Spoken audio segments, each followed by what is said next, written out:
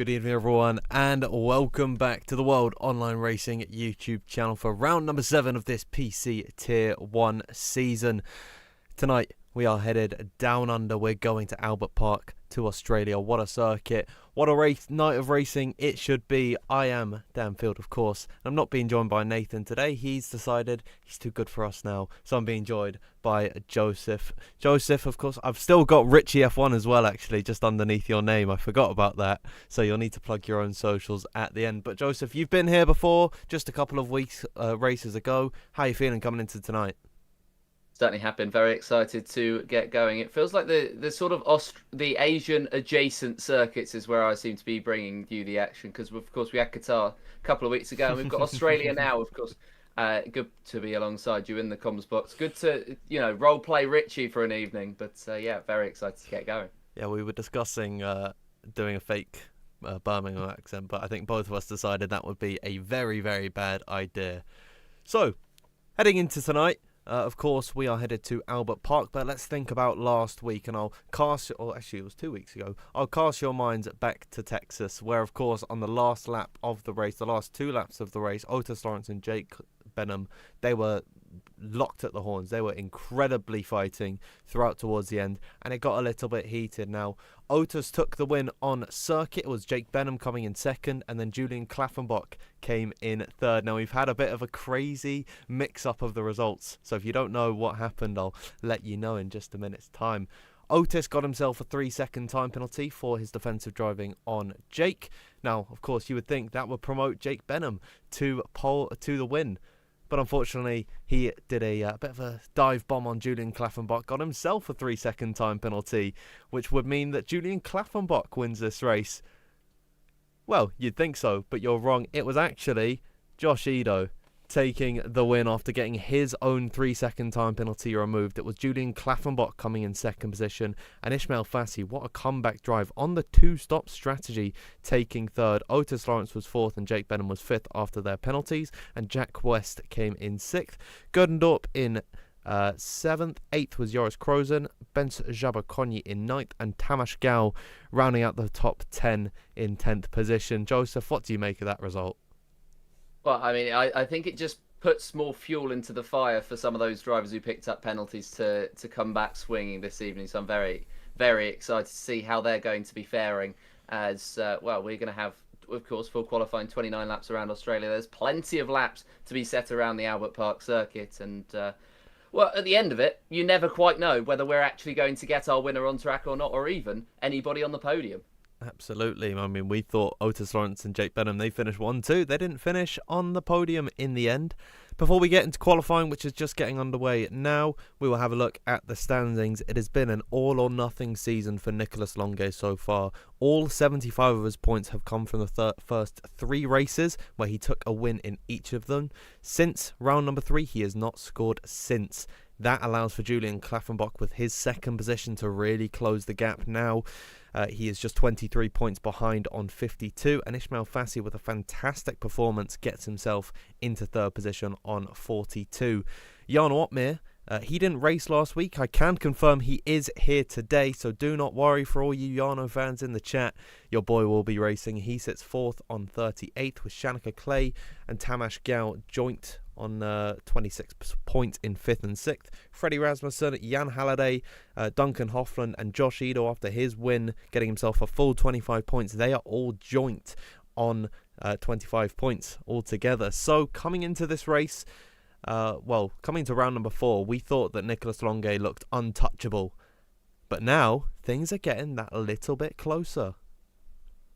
They certainly are. Nicolas Longuet is looking a bit vulnerable at the top, and well, he's not racing tonight, so the opportunities for all the drivers behind to catch up are rife. The highest driver in the standings to be racing is, of course, that P2 Julian, but all of the drivers really, it's an open book as to who can be up there, because if you look at the standings, you've got Julian Klaffenbach 52, Ismail Fassi 42, and Jarno Opmeer 38. Then there's 1 point splitting 5th down to 10th place, so very much open, and anyone, depending on whose favourite circuit this is, can take it. And I think a key thing to note tonight is that Klaffenbach, Fashi, Otmir, they are all in attendance. There is no Nicholas Longe, so any of those guys taking a good result, they can really put themselves in striking distance of the Frenchman.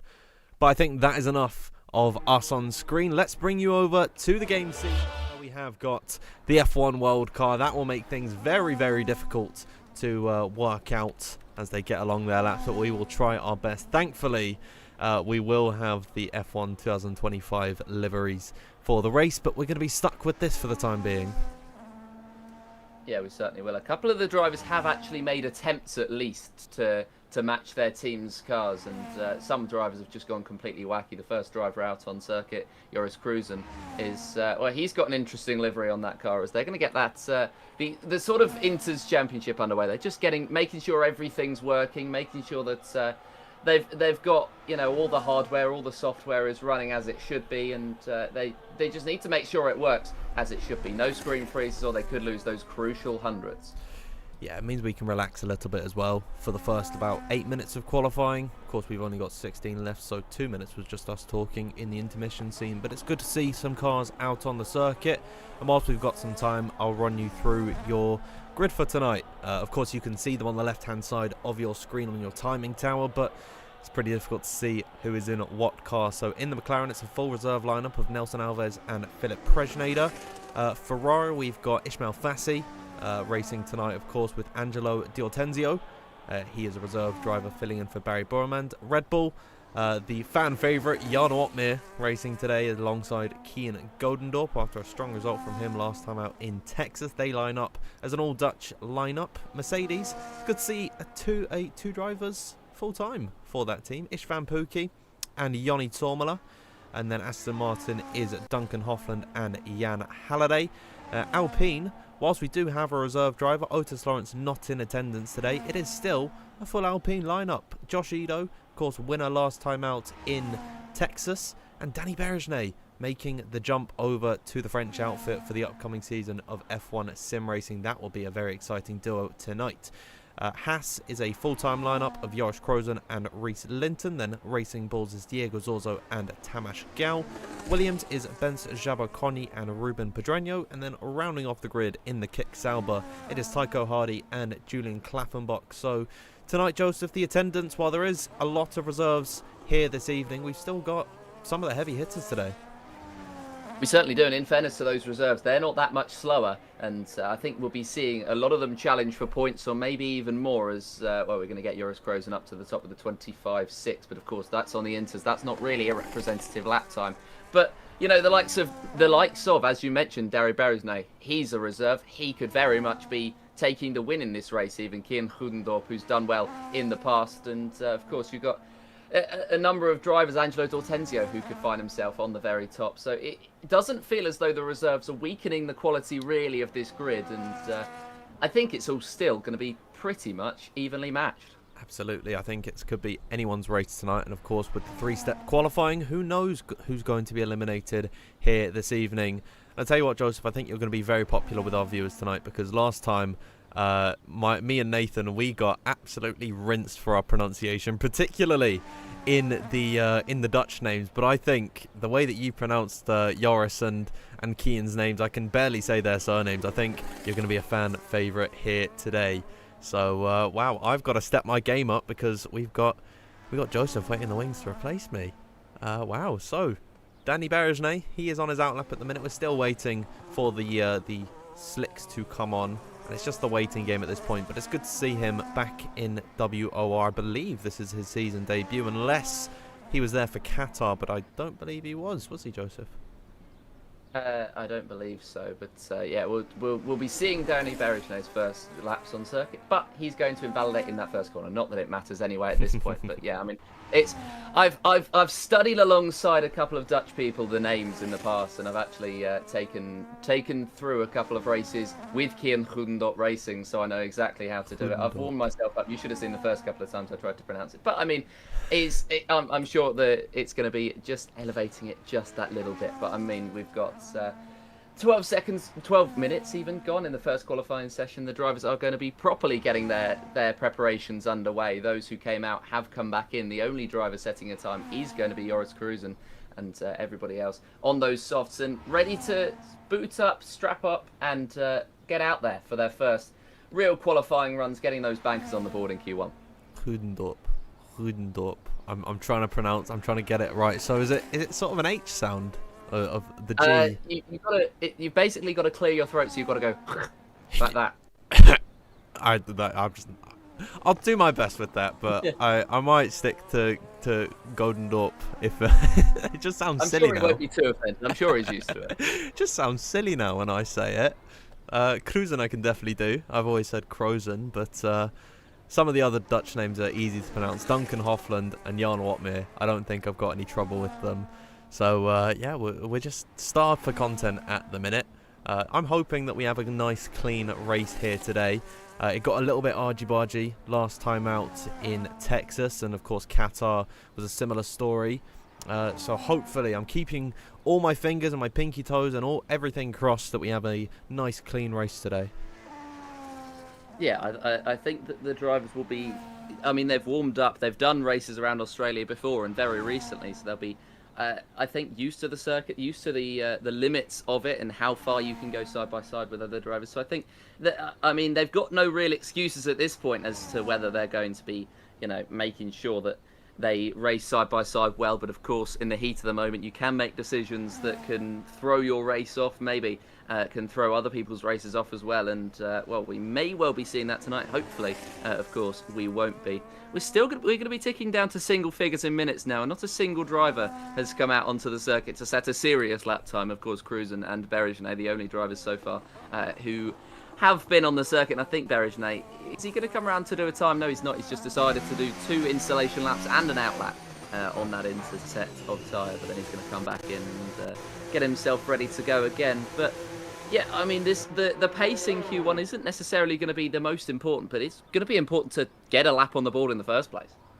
Absolutely, and I think it's normally around about the nail on the head, the 10-minute mark is when we start to see cars coming out. And now we have a nice view of all of the pit lane, so we're just waiting to see who the first mechanics are to come out. Unfortunately, we won't be able to tell. The nearest garage, they've got some movement there. The tyre blankets are coming off with a set of slick tyres. It's a very green livery. Who would that be? I'd imagine, well, that's either Jan Halliday or Duncan Hofland. It's the former. It's Jan Halliday coming out onto the circuit, and I think Duncan Hofland is also preparing to venture out as well. A couple more drivers looking to come out, although I do believe, due to him being right at the end of the pit lane, Joni Tormela is the first driver out on circuit. This is a very interesting choice of colour combination from him. Wow. Not a big fan, I gather. And, well, it's definitely interesting. I think there's a reason that we don't see this colour combination, or mainly the primary. Is it brown? Is it like an off-gold colour? Bronze, maybe?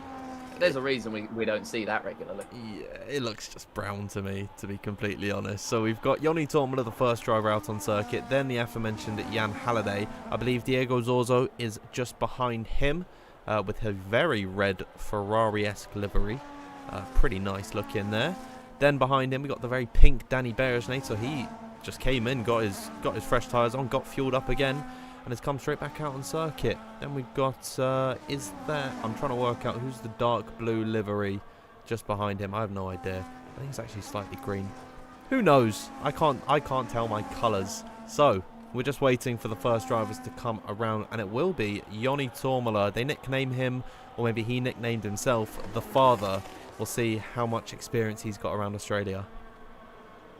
Yeah, we certainly will. I mean, Joni Tormela, very, very quick, was challenging for a podium a couple of weeks ago in Qatar, so he certainly has the pace to fight it with those at the very top of the field, and he's going to come around the final corner, and we're going to watch on with a lap of Joni Tormela in that interesting livery car around the Albert Park circuit, heading down the main straight. That's going to be one of many DRS zones that we'll come onto in a minute. Then you're going to want to flick the car in, ride the curb as much as you can without invalidating on both the entry and the exit, and then open yourself up for the second DRS straight. It's a shorter one before you head down to the next braking zone. This is where moves are likely to be made. It's the first overtaking opportunity of the lap, and then throwing yourself through the fast chicane, and there's plenty of those here around this circuit. And just coming out out onto the next corner, and that's going to be the end of Sector 1 for Joni Tomala, a 25.949. Then just dipping down, there's a little bit of elevation change which could unsettle the car, but Joni Tomala able to get his way through nice and cleanly. And then, well, I wouldn't call this a straight, but it's the third DRS stretch of the lap. Then they're going to head to the second sector split time. Joni Tomala this time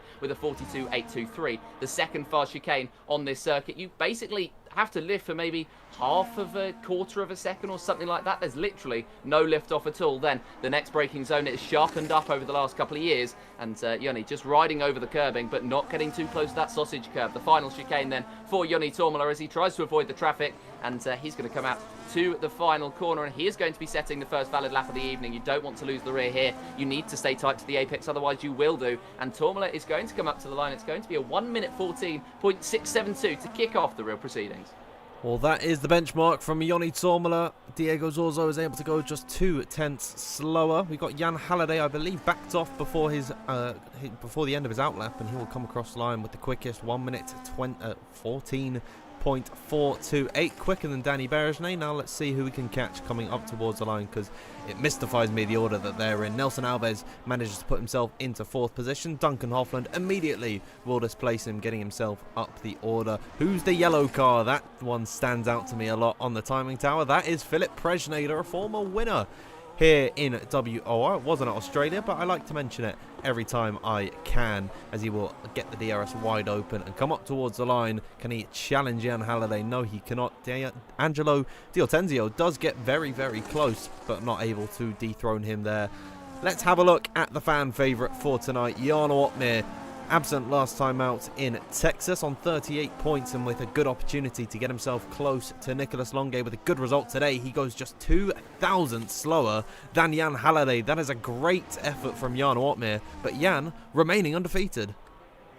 Yeah, and if you look at the top few, Jan Halliday, of course, the GOAT, is up there at the very top of the field. He's a reserve. Angelo D'Ortenzio's a reserve. Tico Hardy is a reserve as well. So 3 out of the top 5 are reserve drivers. Danny Berejnay is, of course, in 6th place. He is a reserve driver as well. So well represented at the end of the first runs, and we'll see how much that is representative at the end of this qualifying session. At the moment, the drivers on the bubble: Tamas Gal, Diego Zorzo, Nelson Alves, Rhys Linton and Duncan Hoffland. But 2 of those drivers are in with a 114.7. Ruben Pedreno is on the drop zone with exactly a 114.7, and only a few hundredths ahead of the rest of the field pretty much. So small gains can be made, and Tico Hardy thinks he's done enough and he's retired.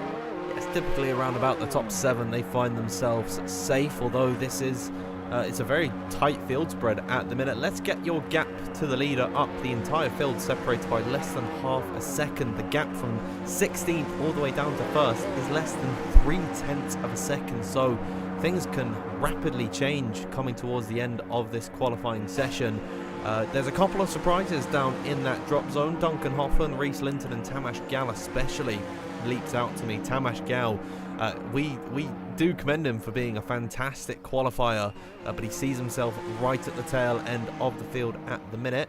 And I gotta say, it's good to see that everyone is actually coming out to set a proper lap, because typically, and this was the case last time out in Texas, we have some drivers starting towards the back. It got so bad to the point that we didn't even do the full qualifying last time out in the United States. So it's good to see everyone giving it a good effort today. Yeah, certainly is. They're going to take it a bit more seriously around Australia, because it's a little bit more difficult to overtake here than it is around Texas. I think that's the case with some of the circuits, and Australia being one of them, where it is difficult to overtake, especially on this year's game where it's amplified the difficulty to overtake. But I mean, Australia is such a tight circuit. It is sort of a hybrid street circuit, and those barriers are so close to the cars at pretty much all times. So that's going to be difficult for them to contend with when they are actually making moves, and that's why they want to be at the top of qualifying. Halliday, D'Ortenzio, Cruzen even, Hardy and Berejnay have all retired. Jarno Opmeer hasn't yet, but I'd be expecting him to. And everybody else, I think, is going to have another stab at the cherry, and we'll see who is going to be out at the final stages of qualifying. The first couple of cars have exited their pit boxes, and we'll see who they are as soon as they get to the end of the line. It's to be expected. I think it's going to be Joni Tomala, the first one out. Indeed it is. And, well, he's very keen. The first proper run and the second proper run, he's been the first one out there. Yanni's trying to get all of the screen time today. We'll follow someone else for their push lap. I believe Hoodendorp is just behind him in that all black livery. That will be difficult to tell because you can just see how many black dots there are on the mini-map. That's why I gravitated toward Philip Presnader coming towards the end of his lap, because I just knew it was him. I wasn't going to do all the guesswork with everyone else. Hopefully it will get a little bit easier to manage once we get in towards Q2 and then Q3 when there's only 10 drivers left.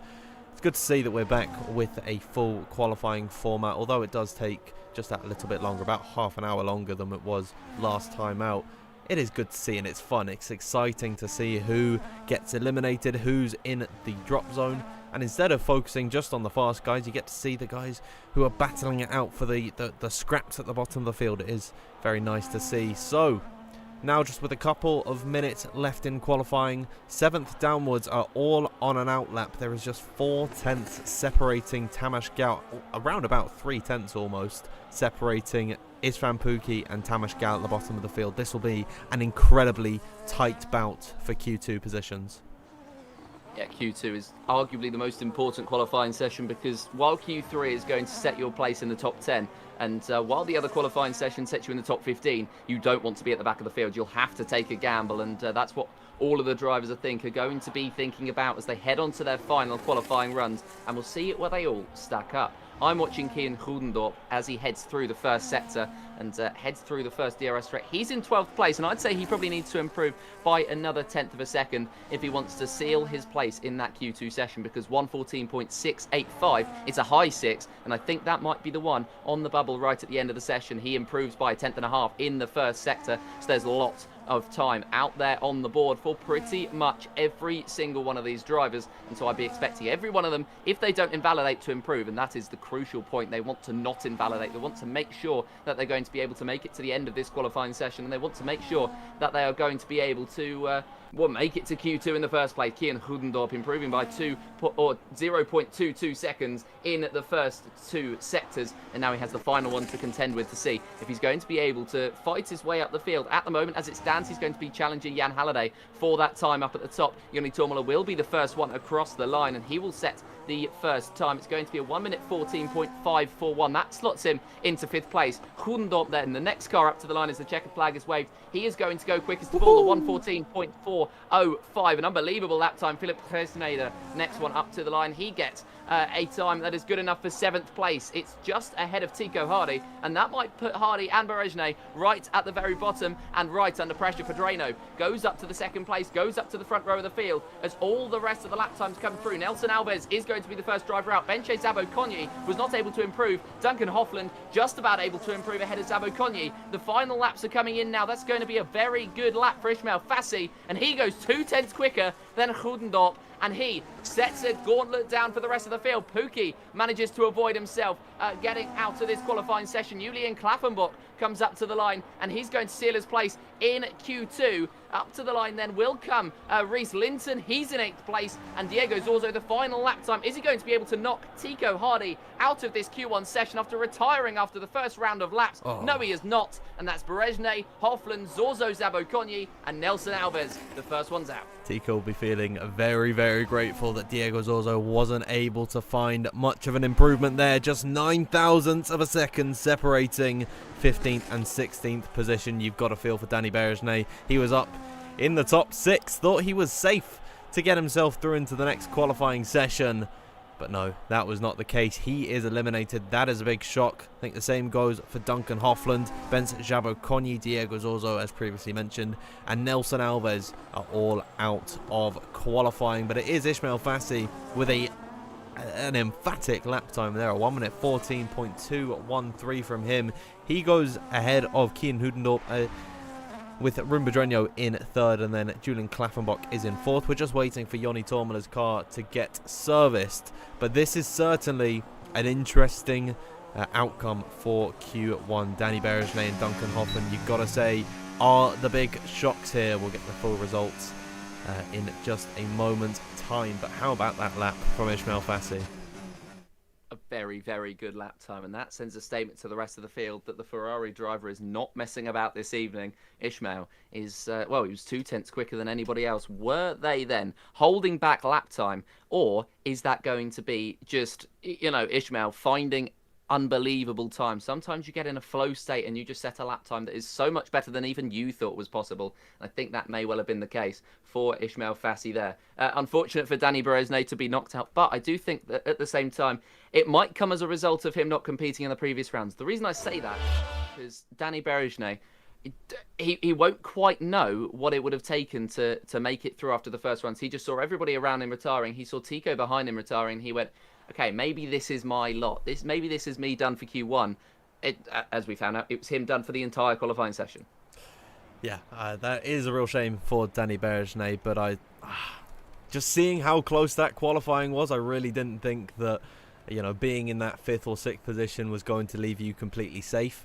I mean, for the likes of Jan Halliday, it was very, very unlikely that 14 other drivers were going to get ahead of him. But for the likes of Danny and for Tycho, I mean, it was sort of 50-50. That could have gone either way for them. So they are both, well, Tycho Hardy's still through. Danny Berezne is out of this qualifying. And now we've got Q2 underway. So why not just bring you straight to the game scene? Now, typically with a qualifying session like this, Q2 right at the beginning, we see a rush out onto the circuit. But these, most of the time, are all on a scrub set of the tyres. You can sort of see the visual wear on your screen, so we're not going to expect any world beaters, but it is so funny to see them all coming out on circuit in a hurry like this. Yeah, which makes me think maybe there's something about this session that we don't quite know yet. Maybe there's rain later on in it, but at the moment it does look pretty nice above, even though there are some murky clouds if you watch some of the onboards of the drivers. So maybe that is what is lingering over the circuit at the moment. But for now, we do have blue skies, we do have soft compound tyre running, and we have the majority of the drivers out already. Yoni Tormola, Josh Ido, and Angelo D'Ortenzio. They've taken their time to come out, as has Jarno Opmeer, who, well, he's going to be the last driver on circuit, as the 3 aforementioned haven't even come out of the pit lane yet, as everybody is going to come around the final few corners and will start their lap times. I've got my eyes on Julian Klappenbach. He very much looked interestingly near to that relegation zone, near to that end of Q1, and he was only able to put that lap together at the end to seal his way through. But last race's race winner under pressure, or not race winner, but one of last race's challengers under pressure. Yeah, I wouldn't worry about it too much. I mean, it's only Q1, and all you can really do is just put it out of your mind. It doesn't matter at this point. You've got yourself into Q2.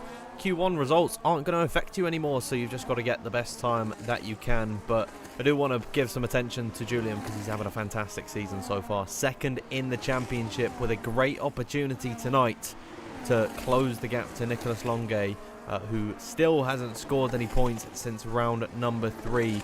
It's been a difficult season since they actually collided in Brazil, getting Nicolas a race ban for Qatar it was, and then he really just didn't have a good time out in Austin, Texas. So he's absent here today. So Nicolas Longuet kind of disappearing from this season so far, and it's been Julian that has very well done, picked up the pieces. He very much has done, and he's looking very strong. And, well, there's a few drivers that are looking very strong, of course. Josh Ido, Jarno Opmeer. Those 3 are the ones that are ahead of the rest of the field for the moment. And, well, we will see as all the lap times are completed. Joris Cruz and Jan Halliday are both invalidated on their lap times, as has Ismail Fassi. So we'll be seeing lots of lap times come through, but not quite necessarily from those 3. Ruben Pedreno up to the top, 1:15.3. That's the benchmark for everybody else. Tico Hardy goes 2/10 quicker. Isvan Pukki goes another 10th quicker. He is going to take that provisional pole, which is snatched off him instantly by Reese Linton. That's the first 14.9 of this session so far. Of this Q2 session, Philip Preschneider takes it into 14.8 and goes a 10th quicker. Lots of disparities between the lap times early on in this one, but there is going to be just the 3/300ths of a second splitting Preschneider and Tamas Gal. And now Jarno Opmeer finds himself into the mix onto the front row as well. But yeah, disparities between the drivers. Pedreno 5/10 off, surely on a set of scrub tyres. Yeah, I think these are much slower times than what we saw in Q1. So, we always get the scrub sets at the beginning of Q2. I'm still not entirely sure why they do it. I will actually have to ask properly, because they've been doing this for years, and I've just always assumed that it's to give yourself that little bit of a psychological boost, psychological advantage. If you're a proper fan of the YouTube Championship back on F1 2015, you'll know about the psychological advantage of having that green delta on your lap. I really do think, even if you're not looking and you know that you've done a slower time, just seeing that you're improving regardless of the time actually gives you that little bit of a confidence boost. So who knows what they actually do it for? Maybe maybe you guys can maybe someone in the chat who actually knows what they're doing, or when it comes to racing, could educate me. But nevertheless, everyone is coming back into the pit lane at the end of their installation laps. Ismail Fassi, we're watching out for him today. I think he could be a very strong contender this evening. He's found his way, he's crept his way up in the championship, especially after missing the first couple of rounds. He was on holiday for a little bit at the beginning of the season, but now the summer months are over. We're deep into October. The winter months are coming, which means F1 sim racing is back soon. This is the time, Joseph, for all of these pro teams and these development drivers to really dial in when it comes to league racing. Certainly is. The pressure will ramp up now, and towards the end of these the tier 1 season, I think they're going to be starting to work with, they've been working with the engineers. I'm sure that they'll be with all season long for the F1 Sim Racing Championship, or if not, they will be soon, and they'll just be trying to work out the team dynamics, what works, what doesn't, and just find what can eke out for them the extra half a tenth, quarter of a tenth, something like that, anything that can take them up and can improve their lap times, because anything can give them a huge advantage. Speaking of Ismail Fassi and his holiday, Jan Halliday is on the circuit now. That was a bad joke, I apologize. But he is going to be the first one out on the second lap. I will say, I once tried to make a joke about Jan Halliday. He came through on the line. It was Christmas, and I said Happy Halliday, and that was the plan. That was the plan. I messed that up, and I've never been able to forgive myself. So, I mean, if Jan wins tonight, you have to say that. We'll do our best. Jan, he's got to live up to his end of the bargain. He's got to win. And then, how can we do it with Halloween? Happy No, I'll try to think something up.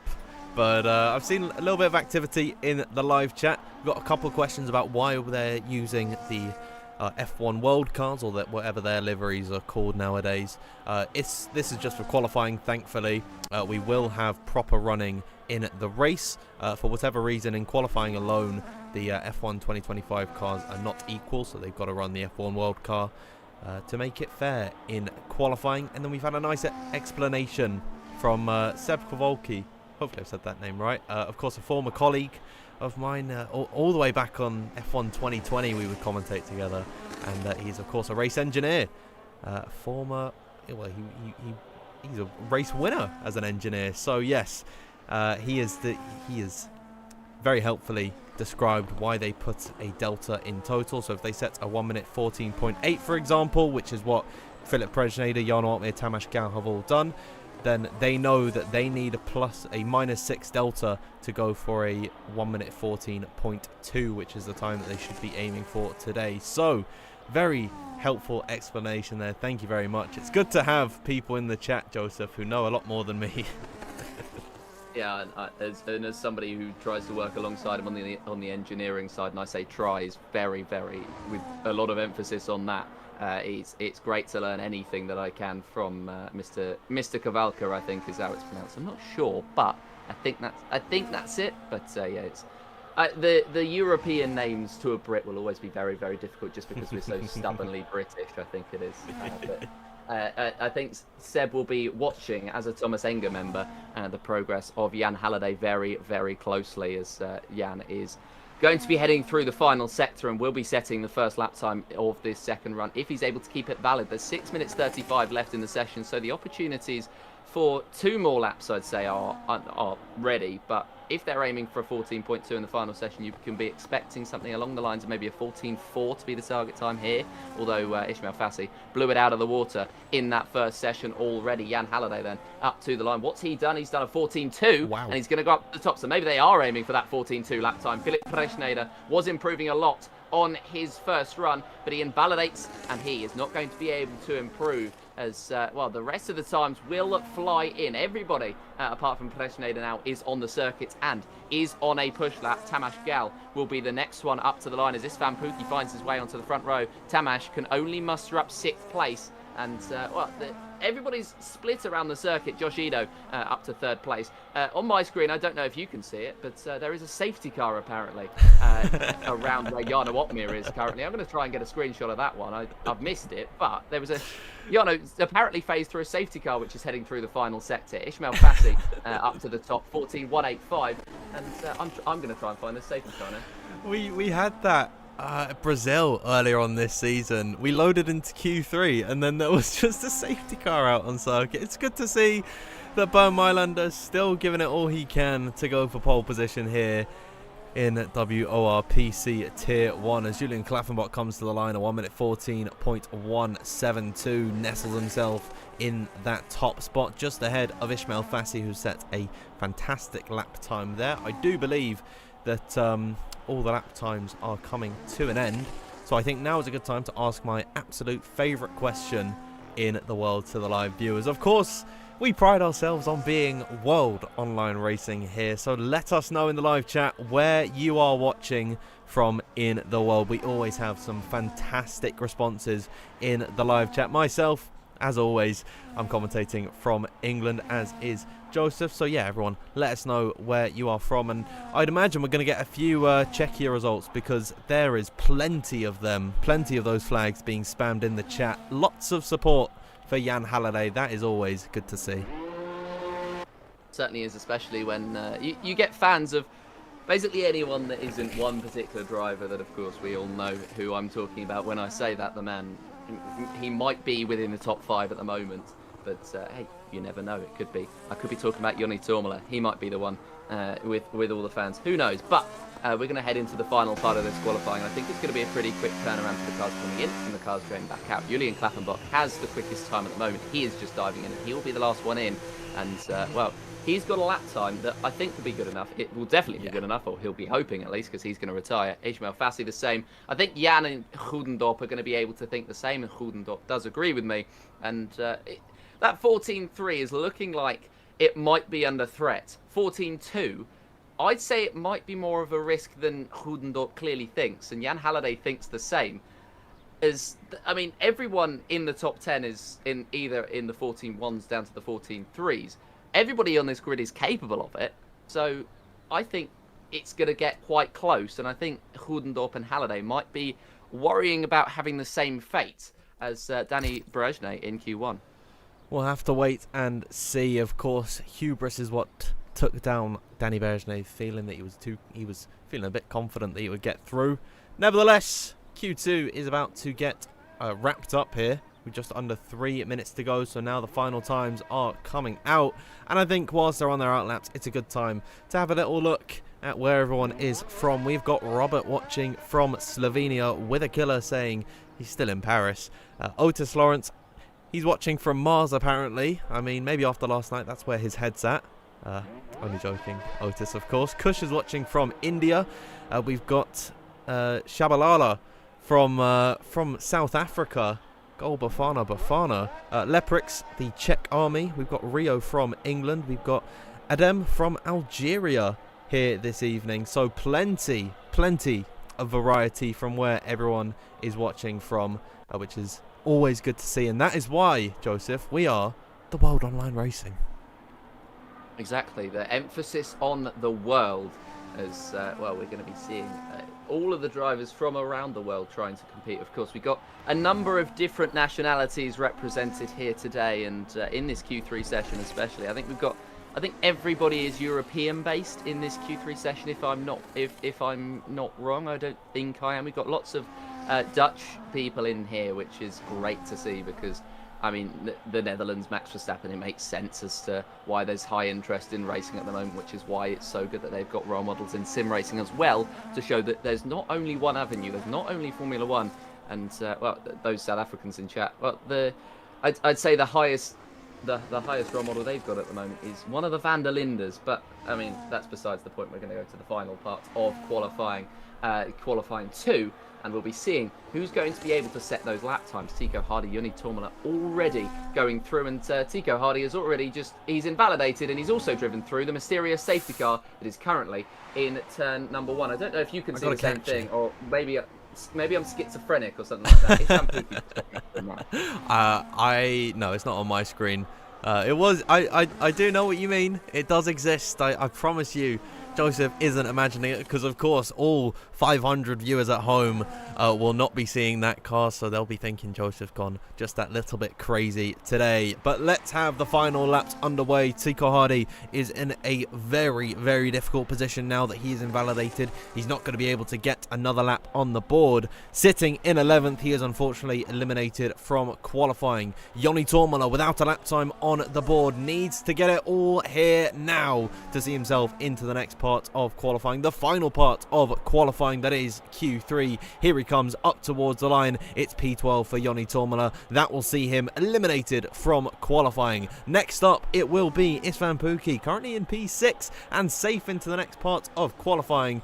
But after seeing what happened to his fellow countryman in Q1, he's not taking any chances. DRS wide open for him as he comes across the line. What will it be for Istvan Pukki? It's a very strong P3 that will see him into the next session. Philip Presnader, very unfortunate, eliminated after an invalidation. Tamas Gal, also in that drop zone, will be the next one to come across the line. What will it be for Tamas? The ever-strong qualifier gets himself into 3rd position. Joris Krozen, we've got to watch out for him.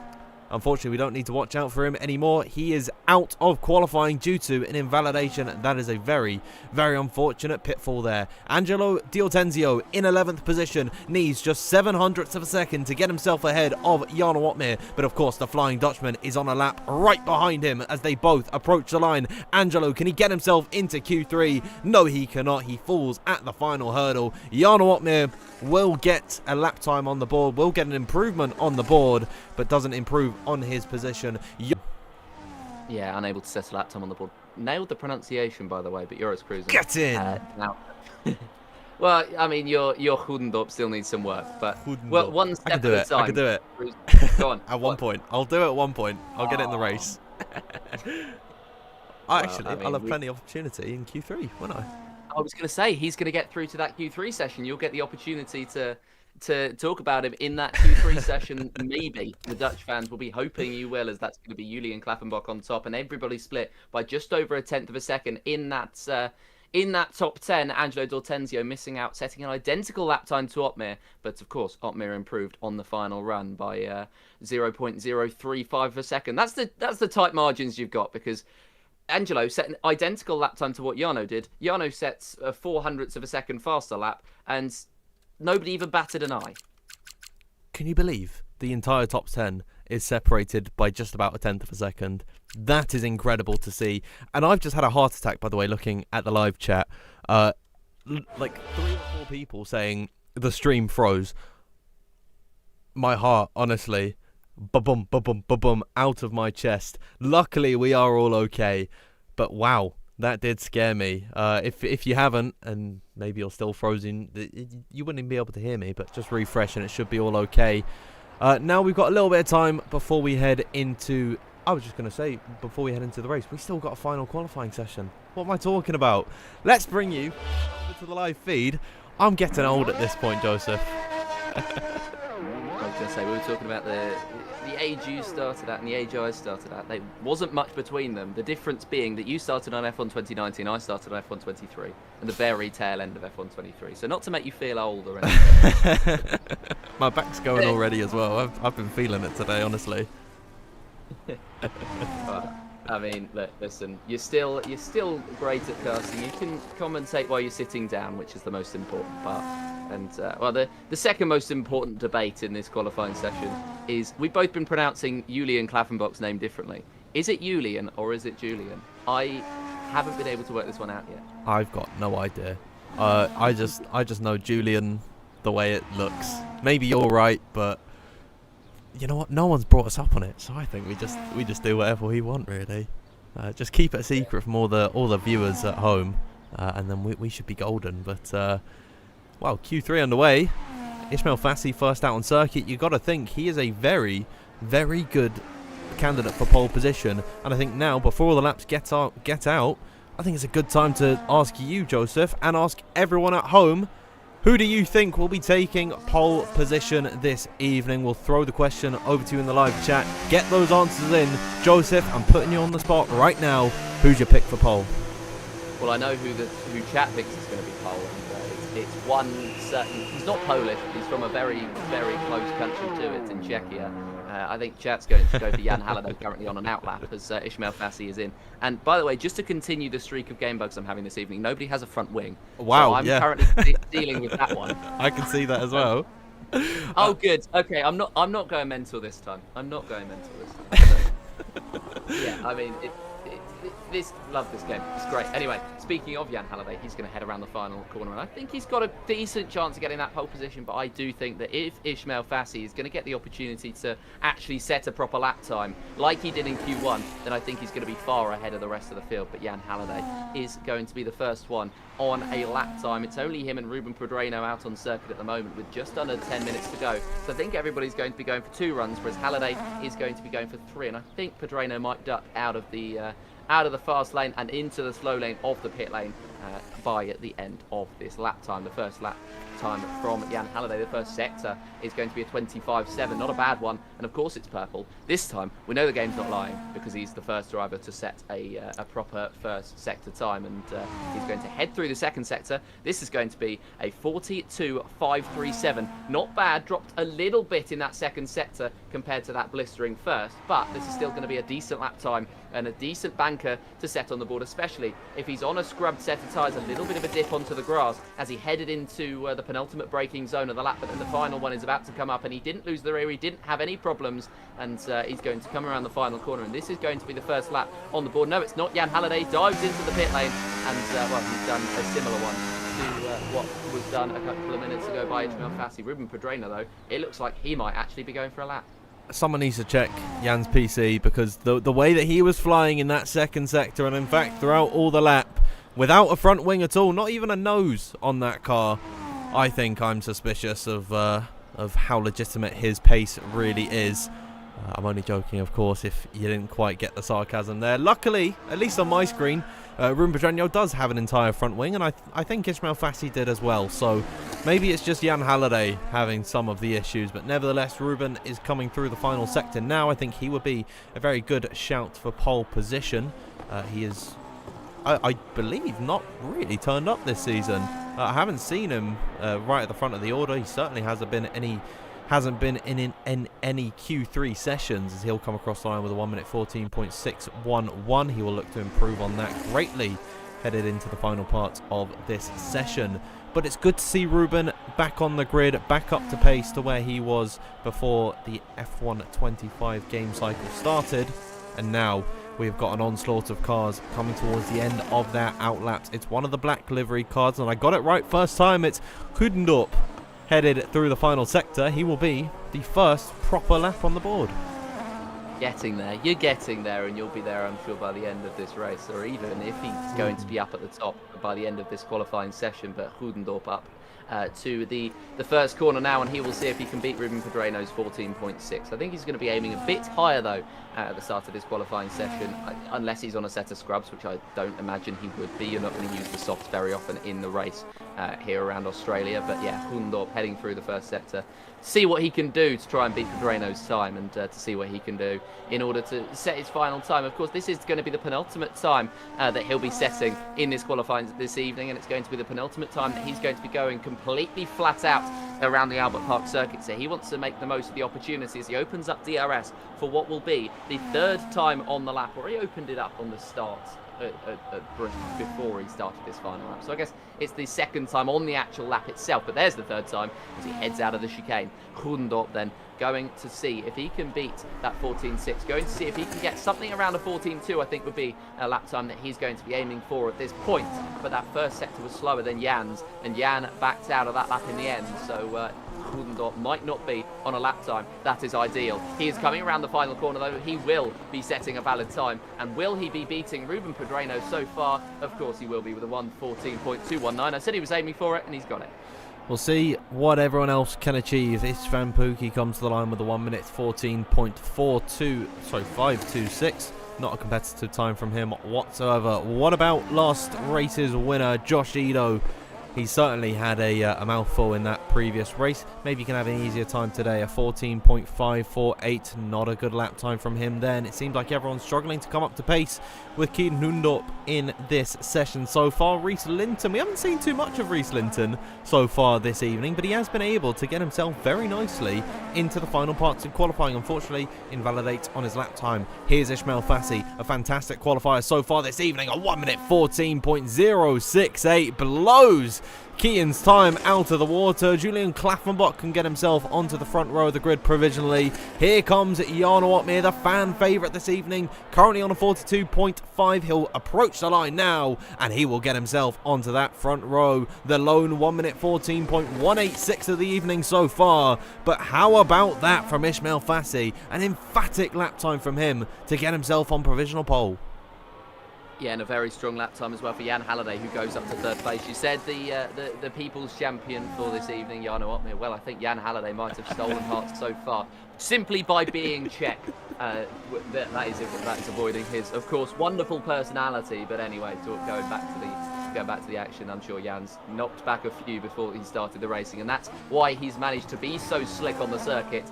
Reese Linton looks like he may well be... oh no, he's just backed out, and he is going to be heading into the pit lane, and he will be going again. Or is he going to be staying out on that set of tyres, because he has saved up. He does appear to be preparing for something. Is it just a dive into the pit lane? Yes, it is. Reese Linton in, and he has not set the time so far.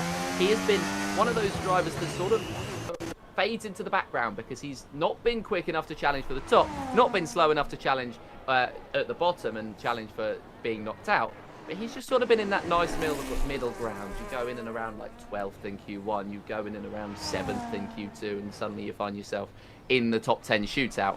It's, I mean, it's a nice way to be, but he's into the pit lane now, and we'll be seeing as the next few laps are in. I think Istvan Pukki, Josh Ito, Tamas Gal, and Ruben Pedreno, I think those lap times will be set on scrub tyres, and I think they'll be going out with one more set of brand new ones. And Reese Linton as well, he'll be doing the same thing. Everybody will be doing the same thing, but for those 5, it's crunch time. So now just 3 minutes remain in Q3 this evening. Ismail Fassi with the current provisional pole time ahead of Jarno Opmeer, but there is still 5 drivers towards the rear of the field who are yet to set a representative lap time. Everything can shake up towards the end of qualifying, and it's just about biding our time, waiting. You can hear the engine firing for someone in the pit lane. Who will that be coming out onto the circuit? I believe it is the man in 5th place, Keaton Hundorp. Maybe I got that pronunciation right. And Jan Halliday still doesn't have a front wing. It's only him on my screen. I don't know if it's everyone else for you, but he is the only driver, and it's hilarious, that doesn't have a crumple zone. If he were to crash, I mean, his legs are just getting obliterated. Because you think about it, where the car, it stops. That's where his feet are. So Jan Halliday, I do fear for him if anything goes wrong in this session. It's not. It's just not. I mean, you don't know Jan as well as I do. He's just gonna, he crashes, he gets back out of the car 30 seconds later, absolutely fine. That's just the personality that he is. And ignoring the fact it's a video game, it's not a real crash, but of course. That's besides the point. So anyway, back to the point. I think you're right. I think he is the only driver without a front wing. He is just going full balls to the wall and Czechia for the win. No, Ismail Fassi doesn't have a front wing either. But of course, he doesn't really need any assistance. He set that first time without a front wing, and he looks like he may be even going faster on this final run. We will wait and see whether he's going to be able to set the first 1 minute 13 lap time of the evening, and whether anybody else is going to be able to match the Ferrari. Really shows how Jan Halliday, he's just a man of the people, isn't he? He really is. He's just putting his legs at on the line for, putting on a show this evening for all his adoring fans, which is just beautiful to see, really. Here is Keaton Hundorp, then the first car out on circuit. Watch out for the man who was last out. A very nice purple livery Very reminiscent of the Red Bull car, of course. It is Jarno Opmeer, currently in P2 at the minute. He will have the best track conditions out of anyone, so watch out for him, all you Jarno fans at home. But let's have a look at his fellow countryman, Kian Goedendorp, opening up the DRS for the second time along this lap. 4 DRS straight should make for some very close DRS train racing here tonight. I can't wait to see them all following in single file for 29 laps this evening. As here he comes flying now towards the end of the first sector. Very easy to go wide off the exit of turn number 5, but he has avoided it very nicely indeed. Improving in sector 1 by just 0.02 of a second. It's not looking great so far for Kian, but he's still got all the time to gain. Headed down this back straight, he's got the DRS wide open once more, and then we'll ride on board with him, headed in towards the fast chicane at the end of the second sector.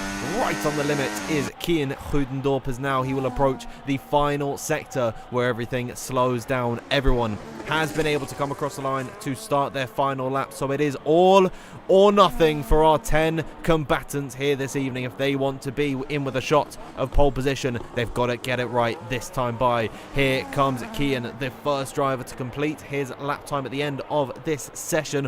What will it be for him? Currently on a 1 minute 14.2, gets himself onto the front row of the grid for the time being, but there is still plenty of drivers behind him that could shake up the order. Here comes Ruben Pedreño on a 1 minute 14.6, down in 9th position, will very much want to get up the order, gets himself into P4. Pookie will come across the line in P3. Jan Halliday without a front wing, where can he put his Aston Martin? He does not find an improvement. Let's have a look at Ismail Fassi, finding an improvement of over 1/10 of a second, currently on a 14.0. Can he get into the 13th? Indeed he can. A fantastic effort from Ismail Fassi there. And Julian Klaffenbach finds himself on the front row of the grid ahead of Kian Goedendorp. Here comes Jarno Opmeer up to the line. He's so agonisingly close to that 1 minute 13.9, but he will settle for a P2 start on the front row. But it is Ismail Fassi, the Ferrari driver, on pole position, the only man this evening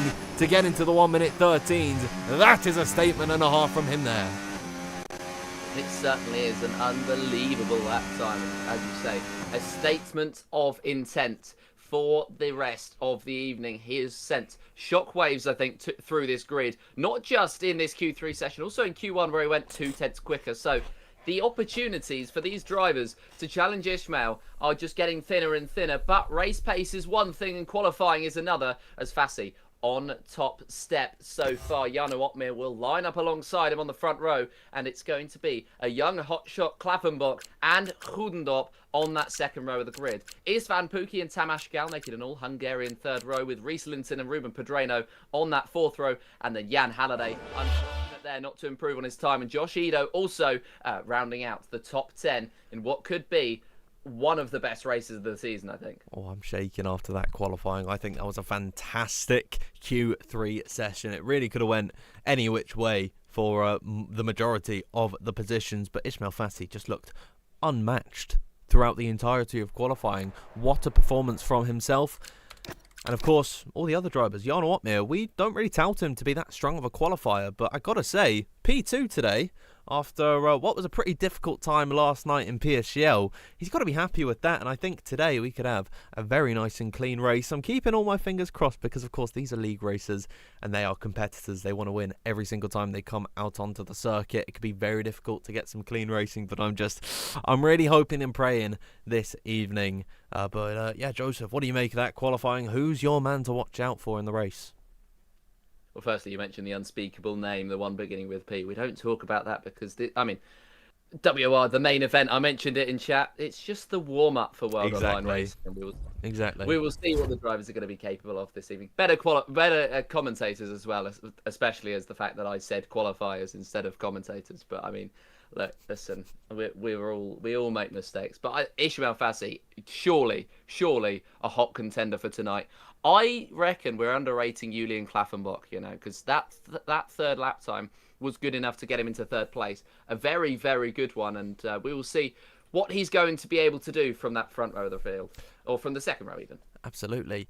He's in a fantastic position in the championship, so I mean, before we head into this race, let's have a little look at how they line up at the minute in the standings. Nicolas Longuet, your championship leader, despite being in round number 7, he has not scored a single point since round number 3 at the start of the season. So he, without a performance here tonight, will be very, very vulnerable to Julian Klaffenbach starting this race from second position. Ismail Fassi starting on pole. He's on 42 and pretty close to Nicolas Longuet. And Jarno Opmeer's in 4th and he's starting second this evening. So, I mean, if you're Nicolas Longuet and you're maybe watching this, you'll be sweating bullets at the fact that all 3 of these drivers are starting in the top 3.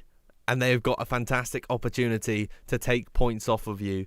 So I think Nicolas Longuet, he's got to get back as soon as he can and get back to form that we saw at the start of the year. It's been such a strange fall off for him. But heading into this race, I think you're absolutely right. Julian Klaffenbach hasn't really been talked about enough. He is having a brilliant season here in WOR. Second in the championship at such a raw age. You know, the sky's the limit with this guy. I think Kik Sauber have got a gem on their hands. I definitely agree. I think Kik Sauber certainly have a driver to watch out for with Julian Klaffenbach, and we should keep an eye out for him as well. I think there's a few young stars here that we'll be seeing on the F1 sim racing grid that we haven't necessarily seen before, as Hundort, one of them. I mean, I know he worked in and around the V-Carb team for the last season. He's going to be hoping to push for a full-time seat this season, and well, he's not the only one. There's a number of those drivers that I'd be expecting to be seeing Klaffenbach, another young one, Angelo D'Ortenzio, in the next couple of years. The F1 Sim Racing Championship, from a driver's perspective at least, is looking very promising.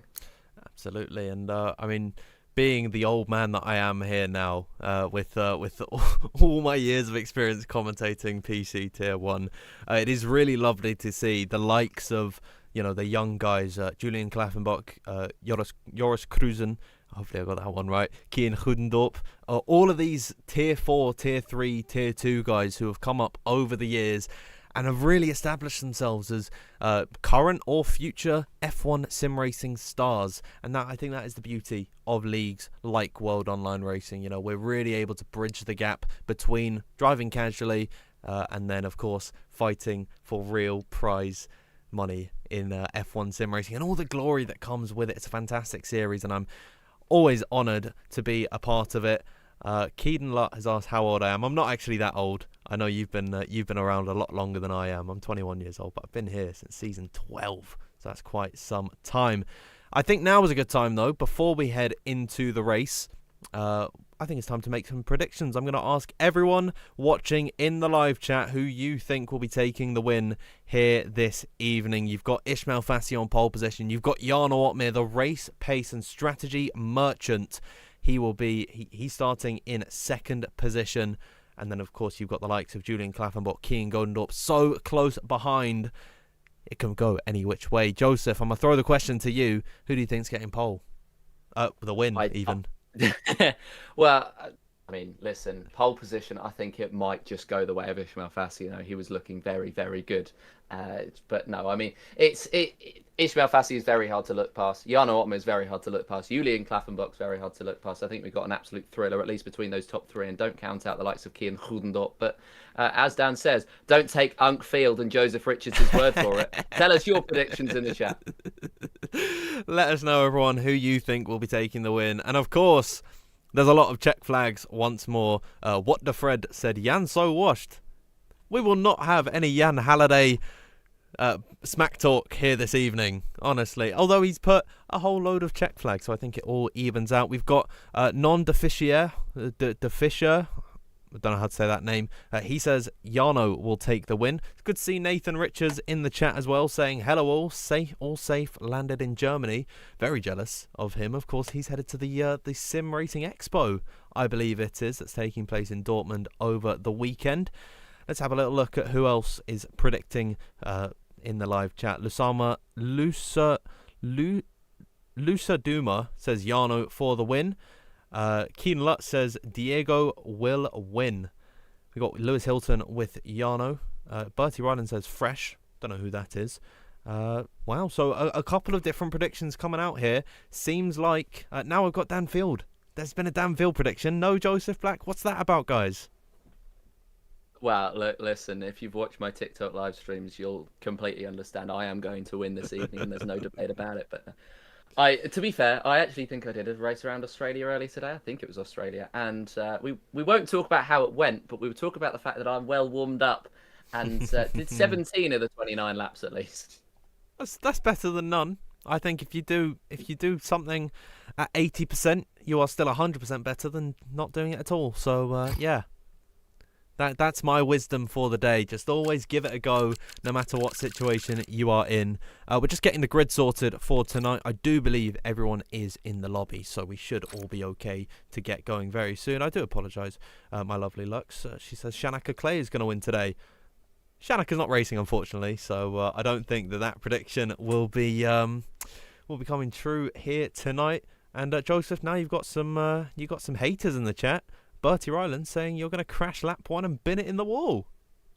Hater or being realistic? Well, I think it's the latter. But yeah, I mean there is a couple of interesting predictions. Obviously, that one's going to be correct, especially if I've forgotten to select spectator. I think I have, but I think I've selected it at least. Not that I've forgotten to, but that would make it very interesting. I've got my wheel right here just in case.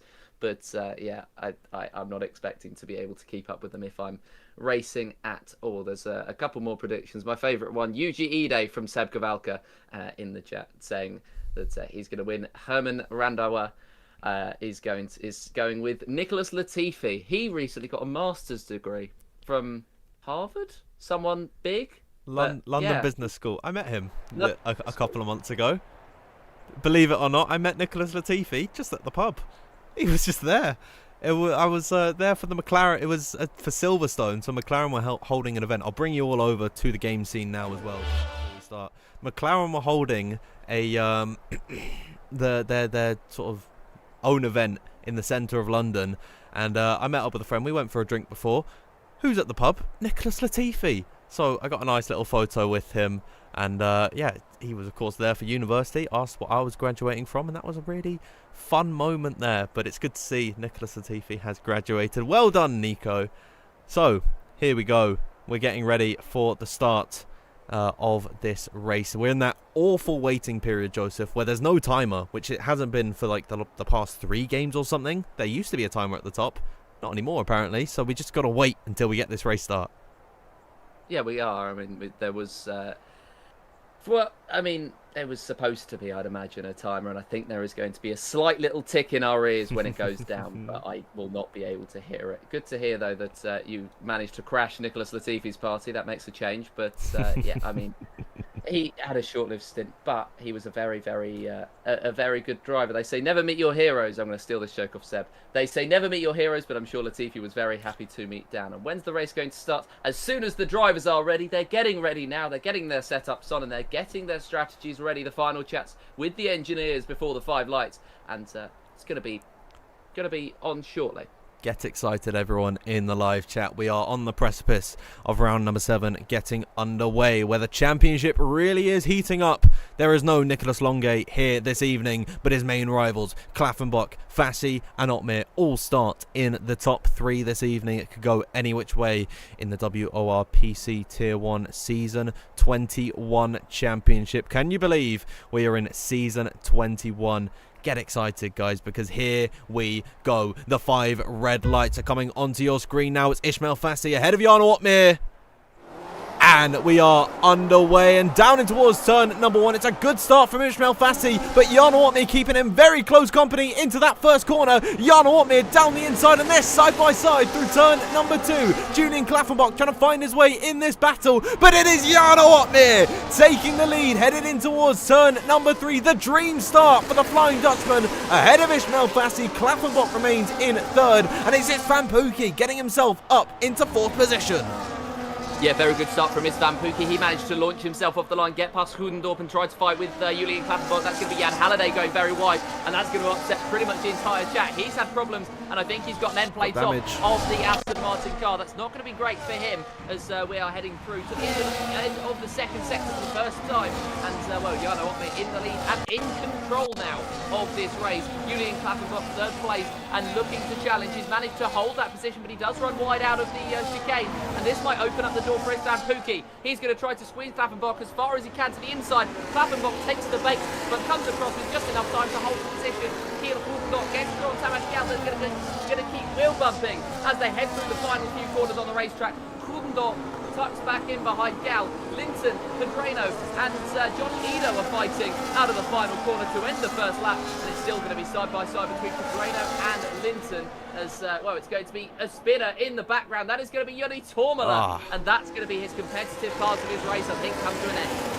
Unfortunate for Joni Tormala, but it's been a all-round pretty clean opening lap of this race. It's disappointed to see that Jan Halliday has taken damage so early in this one. Let's get your positions gained on your screen. Jan Ortner, of course, getting ahead of Ismail Fassi, but the biggest movers here today so far, Danny Bergeme, Duncan Hofland, Bence Jabakonyi and Nelson Alves. They're all up 3 positions each as they begin lap number 2. DRS has been enabled, but Jan Ortner is off like a shot, and he's almost pulled that 1 second gap that he needs to just be completely clear of Ismail Fassi. Now, luckily for Ismail, he's got back-to-back DRS zones with 1 detection point, which will help him very nicely get back within the clutches of the Flying Dutchman in front of him. But it's been a very nice start, particularly at the front of the order. And now with DRS being enabled, we should see some very close racing. Got a nice little scrap panning out between Cruzen and Duncan Hofland, the 2 fellow Dutch drivers going wheel to wheel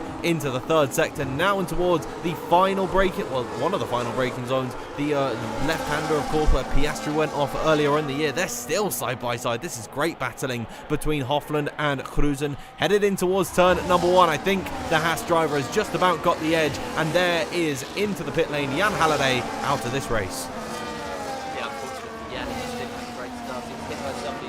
Who, and he went round. They're still fighting around that Hofland and Cruzen area. That is going to be Nelson Alves on the inside line of Benche Sabokonyi, backing out of the last minute and trying to remain in that fight. Joni Tormala has decided that I think he's going to keep going for the time being, which is a good spirit. Anything could happen in this race, and you could find yourself fighting for points very, very quickly. And, well, Jarno Uppbeat, he is got that strategy down. He's trying to break free of that DRS in the first couple of zones before they get to that double dose, but unfortunately I don't think he's been able to. And well, he gets about 9 tenths ahead of Ismail. Then there's going to be the first DRS zone where Ismail gains another 4 tenths, then another 4 tenths, and then suddenly Ismail is 1 or 2 tenths behind, and he gets the opportunity to try to fight. Istvan Pukki and Tamas Gal both having a poke at, well, the car ahead. Tamas Gal trying to have a poke at Istvan Pukki. Pukki himself trying to have a poke at Julian Klappenbach, but we're going to come to the end of this third lap. It's flown by onto lap number 4, and Jarno Uppbeat trying to increase that gap up again. He's managing this race very, very well at the moment. He's 8 tenths ahead of Ismail Fassi.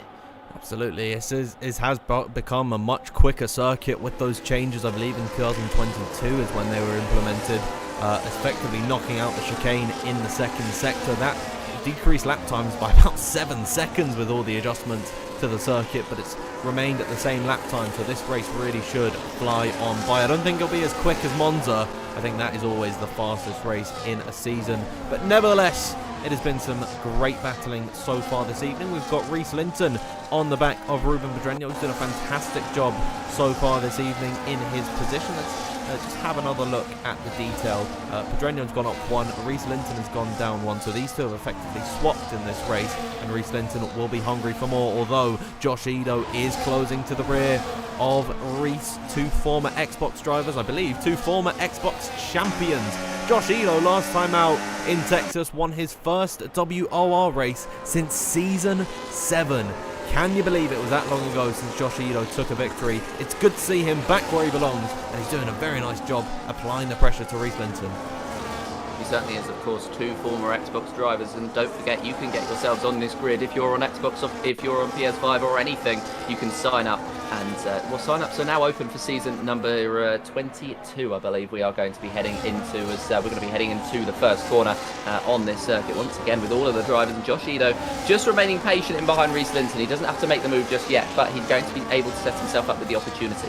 This is where we see drivers start to split, some to the inside, some to the outside, to save crucial temperature. The reason they're doing this, it gives them an extra couple of kilometres per hour down the straights. And of course, with all those straights with the DRS zones, that can give you a huge advantage. Even if you're not able to pick up the slipstream alongside the DRS, you're going to be in a great opportunity of just maybe stepping out just a little bit, maybe applying the pressure on the cars in front, and that's exactly what you want to do. Joni Tommela fastest lap of the race. Of course, he is 19th and a huge chunk off, but promising pace from the Mercedes driver, and he'll be happy, and he'll be taking that one into the next few weeks and into the remainder of this season. But yeah, we just start to settle down. The early skirmishes have come to an end, and well, the closest one so far does appear to be that Pedreno, Linton and Ido battle. Ido putting as much pressure as he can on Reece Linton. Linton responding by trying to put Pedreno under pressure. Absolutely, and of course, following in the DRS train, the entire field is, aside from Joni Tommela and Jan Halliday, who's out of this race, we've got 18 cars in one massive DRS train. That is because there is, of course, 4 DRS straights along this circuit. Is absolutely ridiculous. But there's only 2 detection zones, so you get back-to-back DRS headed down the straights, which I find a little bit strange. I feel like it would do some good to have one, especially in that third sector, another detection point. But nevertheless, we continue on now on lap number 6. And you're absolutely right about all of the fanning out due to wanting to save some engine temps. We determined it's about 133 is when you see a drop off in pace. That is, of course, degrees Celsius. Last time out, we spoke to Jake Benham after his podium before the stewards' inquiries and everything happened. Joni Tommela out of this race, sadly. Jake Benham said he was running on 140, and that's why he struggled to get by on Otis Lawrence. So it really does make a difference. It could be the difference between a win and second position if you don't conserve your engine temperatures. And I really do like that strategical element where you really have to look after the car as you're going about your race. You certainly do, especially with no mechanical failures or anything like that in league racing. Not that we ever need it, as these drivers head through to start what will be lap number 7, and they're going to get past Joni Tommela's car on the inside of turn number 1. Hopefully he has disappeared before the end of this lap. Got a little bit of information on the Jan Halliday DNF. He had a lag spike and desync in the first couple of corners. He lagged into somebody, then span round, and that is why he decided to retire from the session. He couldn't trust his internet, and that is the Czech driver disappointingly gone from the session. The first retirement, Joni Tommela becoming the second. Everybody else, though, still within DRS range, still within opportunities to get high positions. Keep going in this one. Even Diego Zorzo, last in the field, is in the DRS trainer Jarno Opmeer up at the top, and everybody snaking their way through the same couple of corners, and this is going to get very close. It's also getting very close between Opmeer and Fassi. They both saved for this moment, and now they're ready to push. Julian Klappenbach is going to try and hang on to their coattails, but Ismail Fassi at the moment is trying to apply the pressure to Jarno Opmeer, and he's going to pull to the inside. Is this going to be a move into the chicane? It's going to be a move even before the chicane, and he's going to be able to seal it with a double dose. That is very nicely done from Ismail Fassi. I think Jarno Opmeer was happy to let him through until they swapped positions on lap number 7. It's been a nice fight at the front of the field. Julian Klappenbach with the best seat in the house, both for watching this race, and if there's any fallout, then he will be first on the scene to take the win of this Grand Prix. Still plenty of action left to be had. Most of the field starting on a set of the medium compounder tyres. We failed to mention that so far. But Ben Shabakoni and Nelson Alves, they have decided to start on a set of the hards. Now, I do quite like starting on the harder set and then going softer towards the end. You can run slightly longer than you would be on the initial runs when you start the race on higher fuel. Of course, you're going to be putting less force into the cars when you're lighter later on in the race once you've burnt off all that fuel. So I feel it is a good strategic decision, in my opinion, to sit on that harder set. But what do I know in comparison to, well, 16 pro drivers who are all racing here this evening. Nevertheless, we should see the pit stops around about, I want to say, lap 13? Maybe a little bit before or after that, give or take there. Yeah, something along those lines. We'll be seeing them diving in and just having a look at yesterday's mysterious race in the mysterious league that doesn't exist. Quite a lot of the drivers that are on the mediums today had an attempt at the hards to the mediums stint. That includes the likes of Jarno Opmeer, of Julian Klappenbach, of Angelo D'Ortenzio, but of course they might have different situations, so it might be that they've changed the strategy based on the situation, but the likes of Angelo, who started in the mid-pack then and starting in the mid-pack now, are starting on the mediums, so maybe the hards wasn't the strategy to go for, as Ruben Pedreno, one of those who actually did start on the hards yesterday, is switching over from the mediums to the hards on lap number 9 of this race. These medium tyres, I can tell you from experience and from experienced championship drivers, they feel absolutely terrible, so not surprised they've dived in just to get rid of them, just to switch onto the hards, because the mediums just feel as though they're bogging you down, and the hards actually feel better, especially at the start of the stint, and when they're triggering that precious undercut that is so important on F1 25. That could be crucial in throwing them up the order. What could also be crucial, Josh Ido has just dropped outside of DRS on Reece Linton, and he will be pushing hard to try and get back into it. Yeah, he will have to do his very best. He's luckily just about 1 second away, so only a little bit of battery needs to be required, and then he should be okay.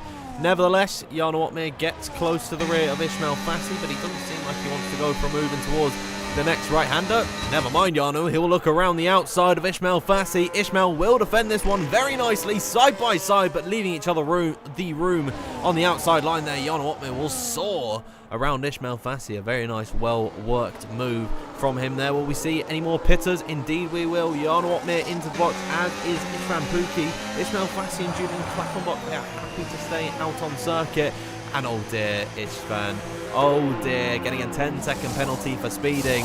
And unfortunately, there's not a lot you can do about that. If he were to pit later on in this race, there's no chance that he will get that penalty removed at all. But still, that is a heartbreaker for him there.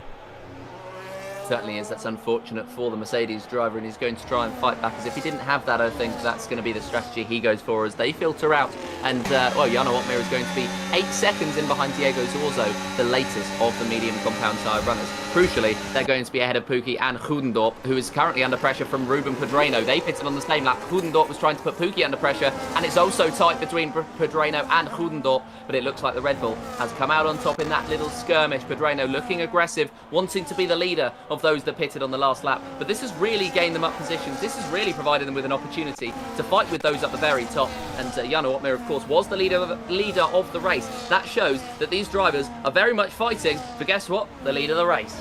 Absolutely, it's just the power of the undercut. Now they will pay the price later on in this race, when of course they will they will have more tyre wear than the other drivers around them. That is of course just a fact. And we saw the likes of Jake Benham climbing up through the orders last time out in Texas. Julian Klappenbach so aggressive on the braking there. It's a good thing he won't need those mediums anymore, as himself, Ismail Fassi and Tamas Gala all into the pit lane. That will leave Tycho Hardy to assume the lead of this race. Now let's watch Jarno Opmeer, see where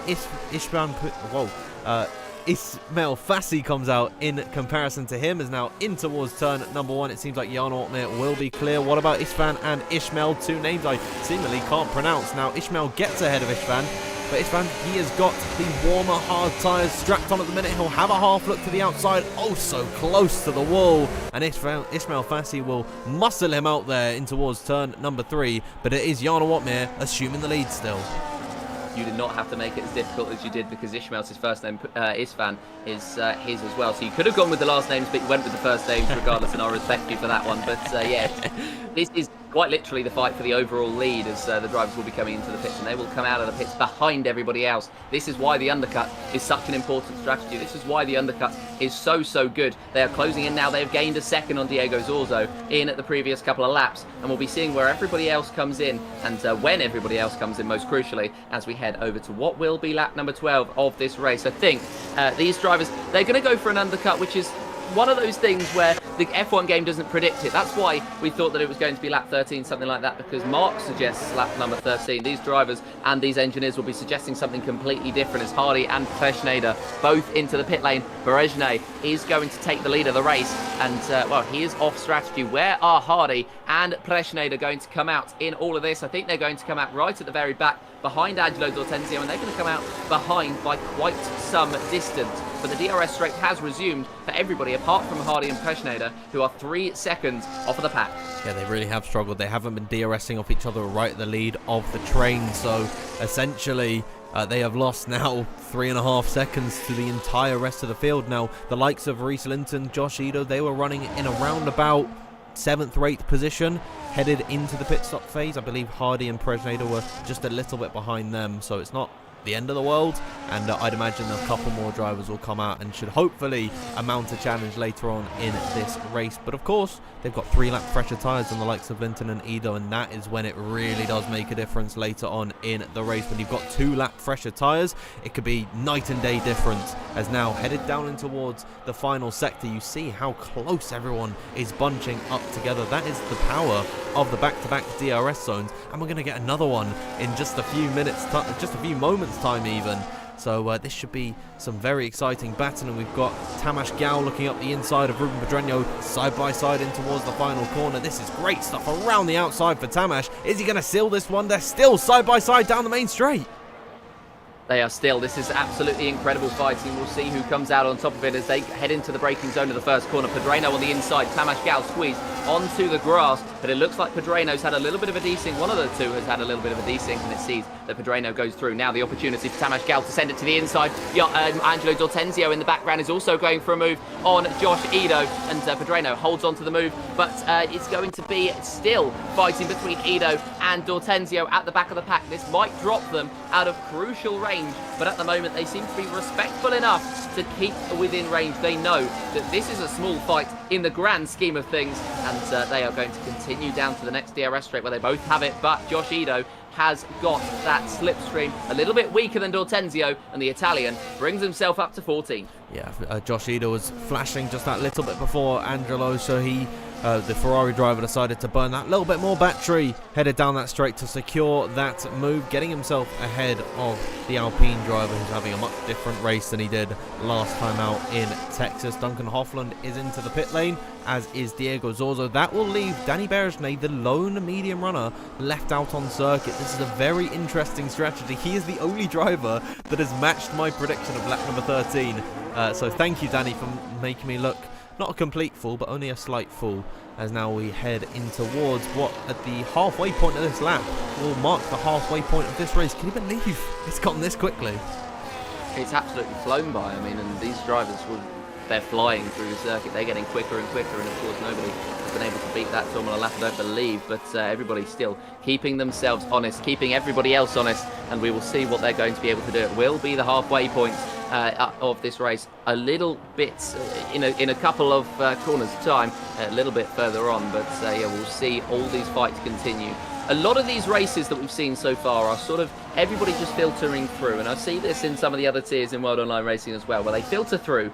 They're sort of in and around that lower place where they don't really care. They stay within the range, and then the last couple of laps really ramp up, and they provide themselves the opportunity to really fight for it, and we see some really aggressive moves made. Similar in here, except some of the moves here today have been a little bit earlier than expected. They've been really aggressive. Ruben Pedreño, I'd say, he's had a very good race so far. He's only dropped 1 position. That's before Berezhny, Jabo Konyi or Nelson Alves come into the pit lane. But he's shown the greatest of respects to all of the drivers that he's fought. And, well, the fighting has been very aggressive, but also very clean. That's exactly what we want to see. Lap number 15 then, Berezhny leads this race. Jarno Opmeer holds 4th place for now. And he's not closing on Nelson Alves as much as I thought he would have been at this point in the stints, as those hard compound tyres, as I talked about, they are the stronger tyre even after 14 laps. And Tycho Hardy, a very aggressive dummy on Josh Ito, doesn't quite work out. Now that he is caught back up to this train,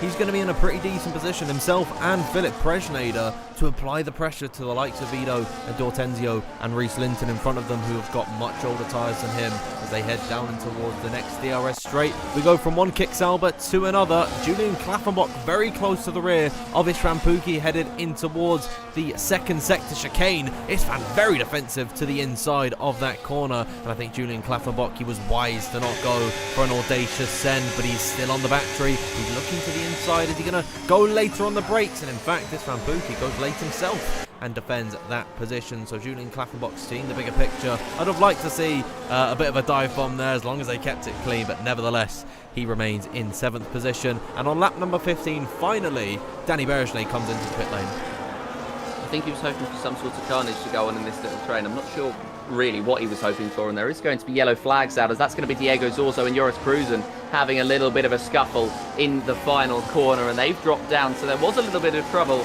and so as a result, Danny Berejnay is going to come out and he's going to be seeing cars on the circuit once again. Of course, he's led the race and he's almost well, he's not taken out by Diego Zorzo, but Diego goes very quickly through that first corner, not giving Berejnay a wide berth, and he's now under pressure from Joris Cruzen for the wooden spoon, the inside line for Berejnay on those cold hard compound tyres, but he's managed to hold the position, and so Joris Cruzen sitting right in behind. This turns the attention to the two in the lead, the two that gambled onto the hards at the start of the race, Benche Zabokonyi and Nelson Alves. They are going to be coming into the pits, I think, within the next few laps, and we'll be seeing whether they're going to be, well, they'll be coming out in last place. That's almost a guaranteed fact, but whether they're going to be able to fight through the field, because those mediums, they're only going to be the better tyre for so long, and then it's going to be switching. The benefits will going to be switching back to the hard compound tyre very, very quickly, which is why they're trying to extend this in. They're trying to make the most of those hards before they have to switch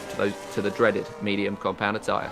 We'll just wait and see. A lot of questions left unanswered, but we will find out what they hold later on. We are still on lap number 17 of 29. Plenty of opportunities for battles left to be had. We've been watching the likes of Tycho Hardy get very close to the rear of Josh Ito.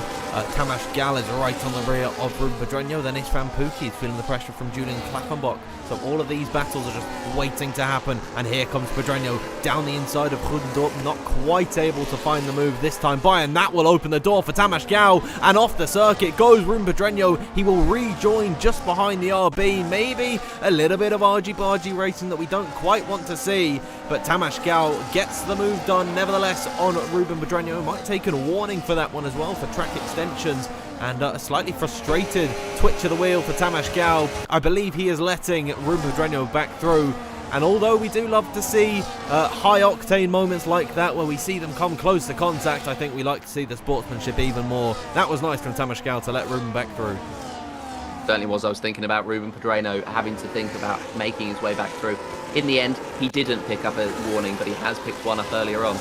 So Ruben Pedreño managing to avoid that track limit warning. Diego Zorzo, not so much. He's picked up a 3 second as Duncan Hoffman makes his way through on Presnader. And Nelson Alves has dived into the pit lane on lap number 18 of this race. He'll drop to the back of the field. He'll switch to the mediums, which he'll be using for the final 12 laps of this Australian Grand Prix, and it's certainly been a scintillating one to watch, where all of the drivers have been pretty much matched throughout the entire race, and it doesn't look to be changing any time soon. Jarno leading Ishmael, leading Istvan, and that looks to be the way it's going to be for the remainder of the race. However, Julian Klaffenbach is going to be getting past Istvan at least with his 10-second time penalty that would in fact demote Julian, or not demote Julian, even demote Istvan to only ahead of Nelson Alves, and I feel as though with Nelson's brand new tyres that is going to bring him back up ahead, so it would actually demote Istvan all the way from 4th to last. That's how tight this grid is. And there's a couple of select moments where you might be right on the limit of coming into the pit lane, and that you can actually get it removed because it just still remains red for whatever reason, and then you get a penalty even though you are matching the speed limit. You're not speeding at all. So there is an opportunity for Istvan Pukki to appeal that to the stewards, but if he's anything over at all, no chance whatsoever. They won't even look at it. They'll throw it straight in the bin and block Istvan Pukki's number. So in the off chance that that is the case and he can get that removed, Julian Klaffenbach is doing what he has to do, and that is take the fight to Istvan Pukki, and he's down the inside through the final corner, still wheel to wheel off the exit, and now headed down the main straight. Who will have the better run in towards turn number 1? It's Julian Klaffenbach on the inside. He should have the advantage through here, but Istvan Pukki will ride around the outside and remain in that P4 position. A net P3 once Jabberconny comes into pit lane. A great attack back from Julian Klaffenbach, who once again has the inside for the next right-hander at turn number 3. They're still wheel to wheel. This is fantastic racing, and they make it just that little bit of contact, which dissettles the Kick Sauber driver, and Istvan Pukki lives to fight another day in P3. He certainly does. That fighting has dropped him to 8/10 back on Ismail Fassi. Julian Klaffenbach thought he had an easy move done into the first corner. He thought that Istvan would back out. He didn't. And so Julian is going to have to fight his way through all over again. He knows that he has to get past Istvan, though, if he wants any chance of winning this race, because, of course, Istvan's 10-second time penalty, and he doesn't look like he's going to be making a move on and trying to get past anybody else any time soon, as Philipp Preschneider has dropped down 2 positions in the DRS. And he drops down to the back of this pack. Nelson Alves is quickly closing up to it. And, well, we'll be going on to lap number 20. Will we be going on to lap number 20 with our regular leader? No, we won't. Bencher Zabo Konyi goes on for another lap, and Jarno Ottmar 3.5 behind him now. You have the feeling that surely he's going to be catching the Williams soon. Absolutely, and it will be giving him that little taste of DRS, which could maybe help him pull away. And Philipp Preschneider decides that his day is done. That is the 3rd retirement of the day. That's a real shame to see, as here we see Danny Berezhney getting through on Tycho Hardy. Now I'm excited to see what Danny can do towards the end of this race. As down in towards turn number 3, almost gets his front wing chopped off by Duncan Hoffland there. He had to defend from Tycho Hardy and Diego Zorzo, who are locked in their own battle at the minute. That was a scary moment for Danny Berezhney, but now with the freshest tyres in this train, barring Nelson Alves, who will see him fly to the field very, very soon, this will be a very exciting run for Danny Berezhney at this point. Keep watch of him as we continue along this race now with 10 laps to go. 9 laps to go this time by. It should be a very exciting run to the end. Still in the front of the order, the likes of Rumpedrenyo, Kian Jordendorp and Tamas Gal, they are still fighting it out. Can you believe they've been going about, what, pretty much since they came out the pit lane, 10, 11 laps now. It will be sapping the energy out of the drivers as they fight for 6th, 7th position. And Bencher Zabo Konyi does dive in and makes it the fight for that 5th spot. And Duncan Hoffland around the final corner, getting through on Josh Ido, and he's up to that 11th place, which of course will become 10th in the final points paying position. Danny Berezhney going to look to the inside line of his teammate, and he's going to be let through pretty easily by Ido, as he now sets his sights on Duncan Hoffland and on that final spot in the top 10. Hoffland moving out of the DRS, off the slipstream even, of Angelo D'Ortenzio, managing to hold on to the position. Diego Zorzo, the latest driver to try and get through on Ido. Not given as wide of a berth as Berezhney, of course, because he is not his teammate, but the B-Cup making his way through nonetheless, and he makes his way up to 12th spot. But of course, that 3-second time penalty is going to hinder him come the end of the race. Julian Klaffenbach has barely been closer to the back of Istvan Pukki. Pukki has barely been closer to the back of Fassi, and in the same time, in this stint, Fassi has barely been further away from the back of Ottmar. It really has just been a long DRS train for most of this race so far, and well, it still leads to some exciting action, as we were actually just watching Joris Cruisen there, and he has took a 3-second time penalty. That was a clear cut on the inside. Very unfortunate for him. That's not going to dispel him from trying for a move on Josh Ido. Not quite able to find it this time by, but he's so close to the rear of the Alpine with 4-lap fresher tyres, and down the inside he goes in towards the heavy braking zone, the hairpin corner. Nelson Alves on his medium tyres is trying to find his way through, and in fact can get them both on the exit. Here he comes down in towards turn number 1. He's got through on Joris. They're going to be almost 3 wide heading into the first corner. Nelson Alves muscling out Joris Cruisen, telling him he's not allowed to get any chance up the inside of Josh Ido there. That is some very exciting battling, and you'd think this is for the win of the race. It's for 13th position. Nelson Alves to the outside of Josh Ido. This will turn to the inside for the next left-hander, and I think with the grippier medium tyres, indeed, Nelson Alves will get that position made, and he starts his climb up the field now. Yeah, it's looking easier here in Australia to overtake than it normally would do, I think. And Nelson Alves is making it look so at the very least, as he continues to side through the field. He's up to 13th place. Benches Abu Konyi, 5.6 off of the field. But if they keep fighting, he's going to be gaining at a rate of knots. This means that we are going to be getting the main order as it would be, and it's Opmeer leads Fassi, leads Pookie, leads Klappenbach, and leads Groendorp for the top 5. As the biggest battle, I'd say, is the battle for the 5 behind Pedreno, Gal, Linton, Dortenzio, and Duncan Hofland. Hofland getting very close to the back of Dortenzio and looking around the outside into the final braking zone. He did dip a tyre into the grass, and that's going to cost the Aston Martin a lot of time and a lot of positions as well. He drops to 12th. And that's an unfortunate moment where he just felt very, very squeezed to the outside. He thought there was more space than there was, and Duncan Hofland dropped to 12th. This really does sort of create a domino effect of all of these guys tripping over each other. Then this will cause shockwaves further back down the order. And that is really the danger of everyone following in such a big DRS train. Benson Jabber-Conye not quite close enough to get that just yet. He is on 3.7 behind Tico Hardy at the minute, who really has fallen off in this race. It's been a real shame how this one's panned out. As here is Danny Bergeret with much fresher tyres than Angelo Dortenzio. He has got 13 lap hold hard strapped on in comparison to Danny Bergeret's 7 lap hold hard tyres, but he won't be close enough to make a move this time by in towards the very fast left-right chicane. Lap number 23 of 29, and everything is just setting itself up for the final few laps. Let's have a little look at the batteries for the leaders. Jan Watmer on 78%, Ismail Fassi on 92, 86 for Istvan, 87 for Klappenbach. These guys, they're saving their resources to get exciting towards the end. Certainly are, as drivers who aren't saving their resources is the fight for 12th place. Drivers who are Duncan Hofland and Nelson Alves. They've wheel bumped pretty much all the way through the final sector, and Duncan just had a bit of a slide out of the final corner, bumped Nelson Alves, and that means the medium runner's day in terms of his fight up the field is pretty much done. Josh Eder makes his way past Duncan Hofland as Nelson Alves, 3-second time penalty. He's exceeded those track limits just that one too many times, and that's unfortunate because he's very much had that pace to keep fighting further forward and maybe find his way back into the points. Julian Klappenbach right on the back of Pookie now. Is this his opportunity?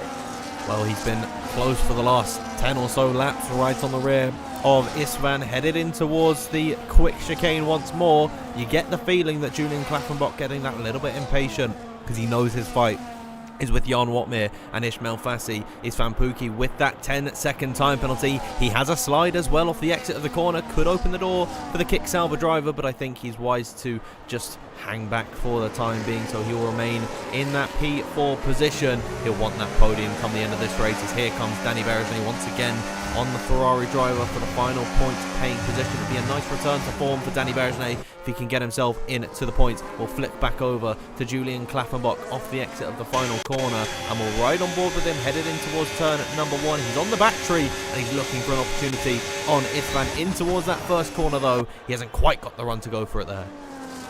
No, not quite, as Nelson Alves comes into the pits, retires from the session, and Philip Pregneder and Alves making it a double DNF for McLaren today. So unfortunate then for the two reserve drivers, as Julian Klappenbach chasing on the back of Istvan Pookie. He looked around the outside into the final corner, looked at an identical move to what Hofland tried, but he was unable to, and now he's got a really, really massive opportunity to get onto the back and try to get through on Istvan Pookie. Pedreno and Tamas Gal closer than they have been for the last few laps on the circuit, and Gal might be looking for the overtake legitimately this time on the back of the Williams with that DRS. With that ERS, he's trying to use everything to get through. There's not going to be enough. Pedreno matching, and Pedreno staying in 6th. Incredible stuff as we flick back towards the rear of the field. Let's go on board with a fan favourite out of nowhere, Benson Jabber-Conye. He's right on the rear of Tycho Hardy, headed in towards now the next right-hander, and this will be an easy move with the DRS down the inside. There's a little battle between Diego Zorzo and Joris Cruzen right in front of him,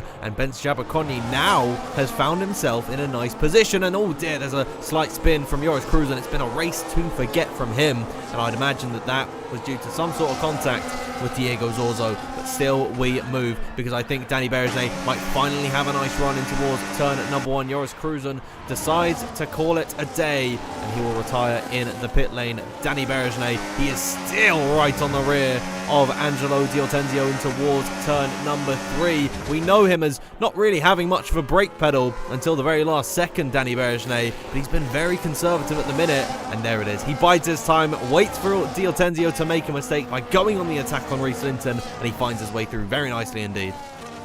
These hard compound sides, especially those drivers who came in on 17 laps ago, are starting to wither away. They're starting to look a lot more worn than they did a couple of laps ago, and that could play into it as Ismail Fassi around the outside of Jarno Opmeer into the chicane, and he does it in pretty much a pitch-perfect move of what he did the last couple of laps, or the last time he made the overtake. The only difference is he was on the outside instead of the inside, and the last couple of laps have come to fruition for the Ferrari as the Red Bull remains in behind, and Istvan Pukki remains in that third spot. Of course, former teammates Opmeer and Pukki are going to be in second and third as it stands, but of course there may well be that post-race penalty added to Istvan Pukki's time, as I don't think he's going to be coming into the pit on the last 3 laps of the race. Those last 3 laps are about to get underway, and Ismail Fassi is going to lead the race. Julian Klapperbock knows he needs to get through on this or next lap, otherwise his chances for fighting with Opmeer and Fassi are shot.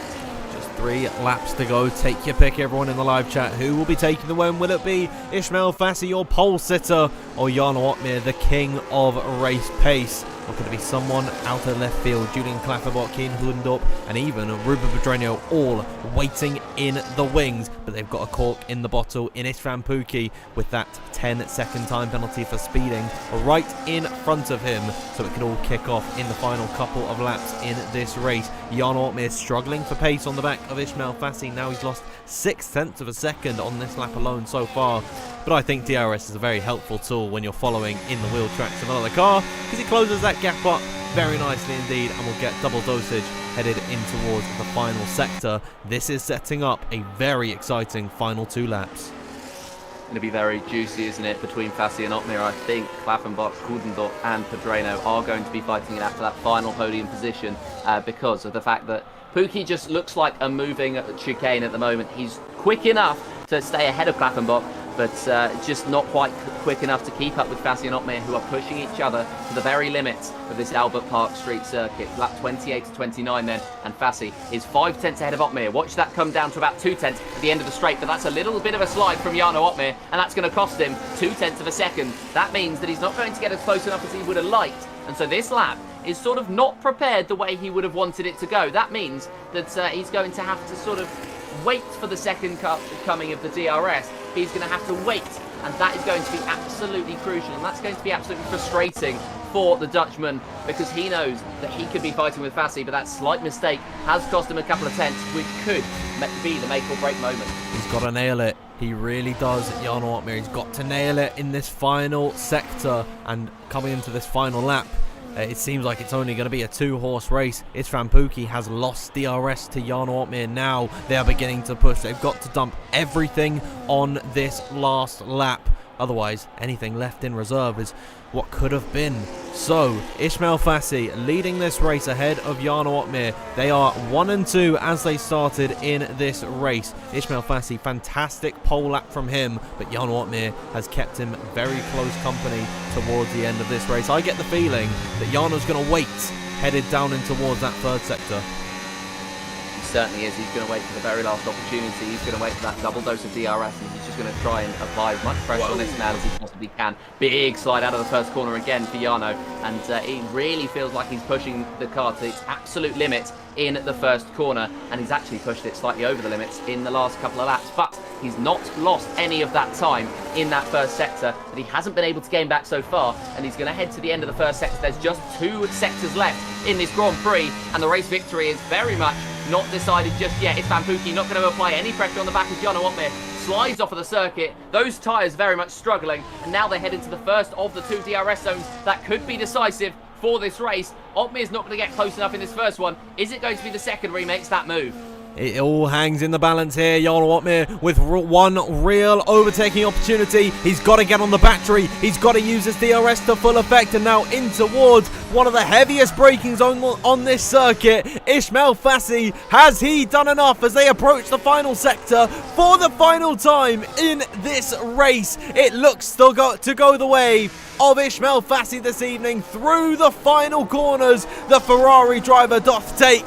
He will take towards the start-finish line for the final time. A winner here in Australia. Jarno Opmeer does what he can today. Will finish in P2. And after the penalty applied for Istvan Pukki, it goes the way of Julian Klaffenbach for P3. Kian Gundorp in 4th, 5th for Ruben Pedreño. Tamas Gallen 6th, 7th for Danny Berger, 8th was Reece Linton, 9th for Bent Jabberconyi, and D'Angelo D'Ortenzio rounds out that top 10, and with his penalty applied, Istvan Pukki all the way in 11th position. And that brings to an end of the Australian Grand Prix here in WOR. I've got to say, a bit of an anticlimax at the end, but still, what a race from Ismail Fassi and Jarno Opmeer today. Very, very good race. They pushed each other to the very, very limit, and it was an unbelievable fight. I mean, it was an unbelievable wait to the very end. It felt as though there was going to be one driver slip up, but you never saw it really coming. In the end, I'd say the slip ups were quite literally just Jarno Opmeer sliding 3 times in the final 2 laps. Tiny, tiny mistakes, big, big consequences. Absolutely. So there is Ismail Fassi celebrating atop the podium. He pulls off a nice little dance. Jarno Opmeer with himself in the game. I still find that so cool that Codemasters did that. They put Jarno and all the F1 sim racing champions in the game. It must be a nice flex to have yourself in the biggest game in sim racing. Okay, let's have a little look at your results if they decide to load, which I feel like they won't do. This never happens for me, so I will bring you back to the intermission scene, and we can digest what happened in this race. If you want to go look at the results, they were on the timing tower right before we headed into the podium proceedings. So, Joseph, coming to the end of that one, how are you feeling about that race? It was, I mean, there was more overtakes at the start than there was at the end, in fact, and that's not typically what you see. It wasn't a typical F1 25 race, but it was a good one nonetheless, and I think we can be very happy with another round of the season ticked off, round number 7, and it was a very, very tense one. Didn't go so well for some, went very well for others, and in the end, I'd say the quickest 3 drivers of the weekend came out on top. Fassi, Opmeer and Klaffenbach very much deserved their podiums. Absolutely, and I'll tell you what, I'm very happy to say that was a very clean race. I think we've had a couple here in WOR this season which really haven't been the highest of standards, but I got to say tonight they pulled it out the bag. It was a very strong showing from all of our runners here this evening. A couple of incidents here and there, but you know that's always going to happen at some point. You know, 20 guys all on different pings, all on different strategies, whatever, it's bound to happen. But I think it was a very clean race throughout, start to finish. What's wrong? Huh? You okay? Nothing. I just had a bit of a lag spike.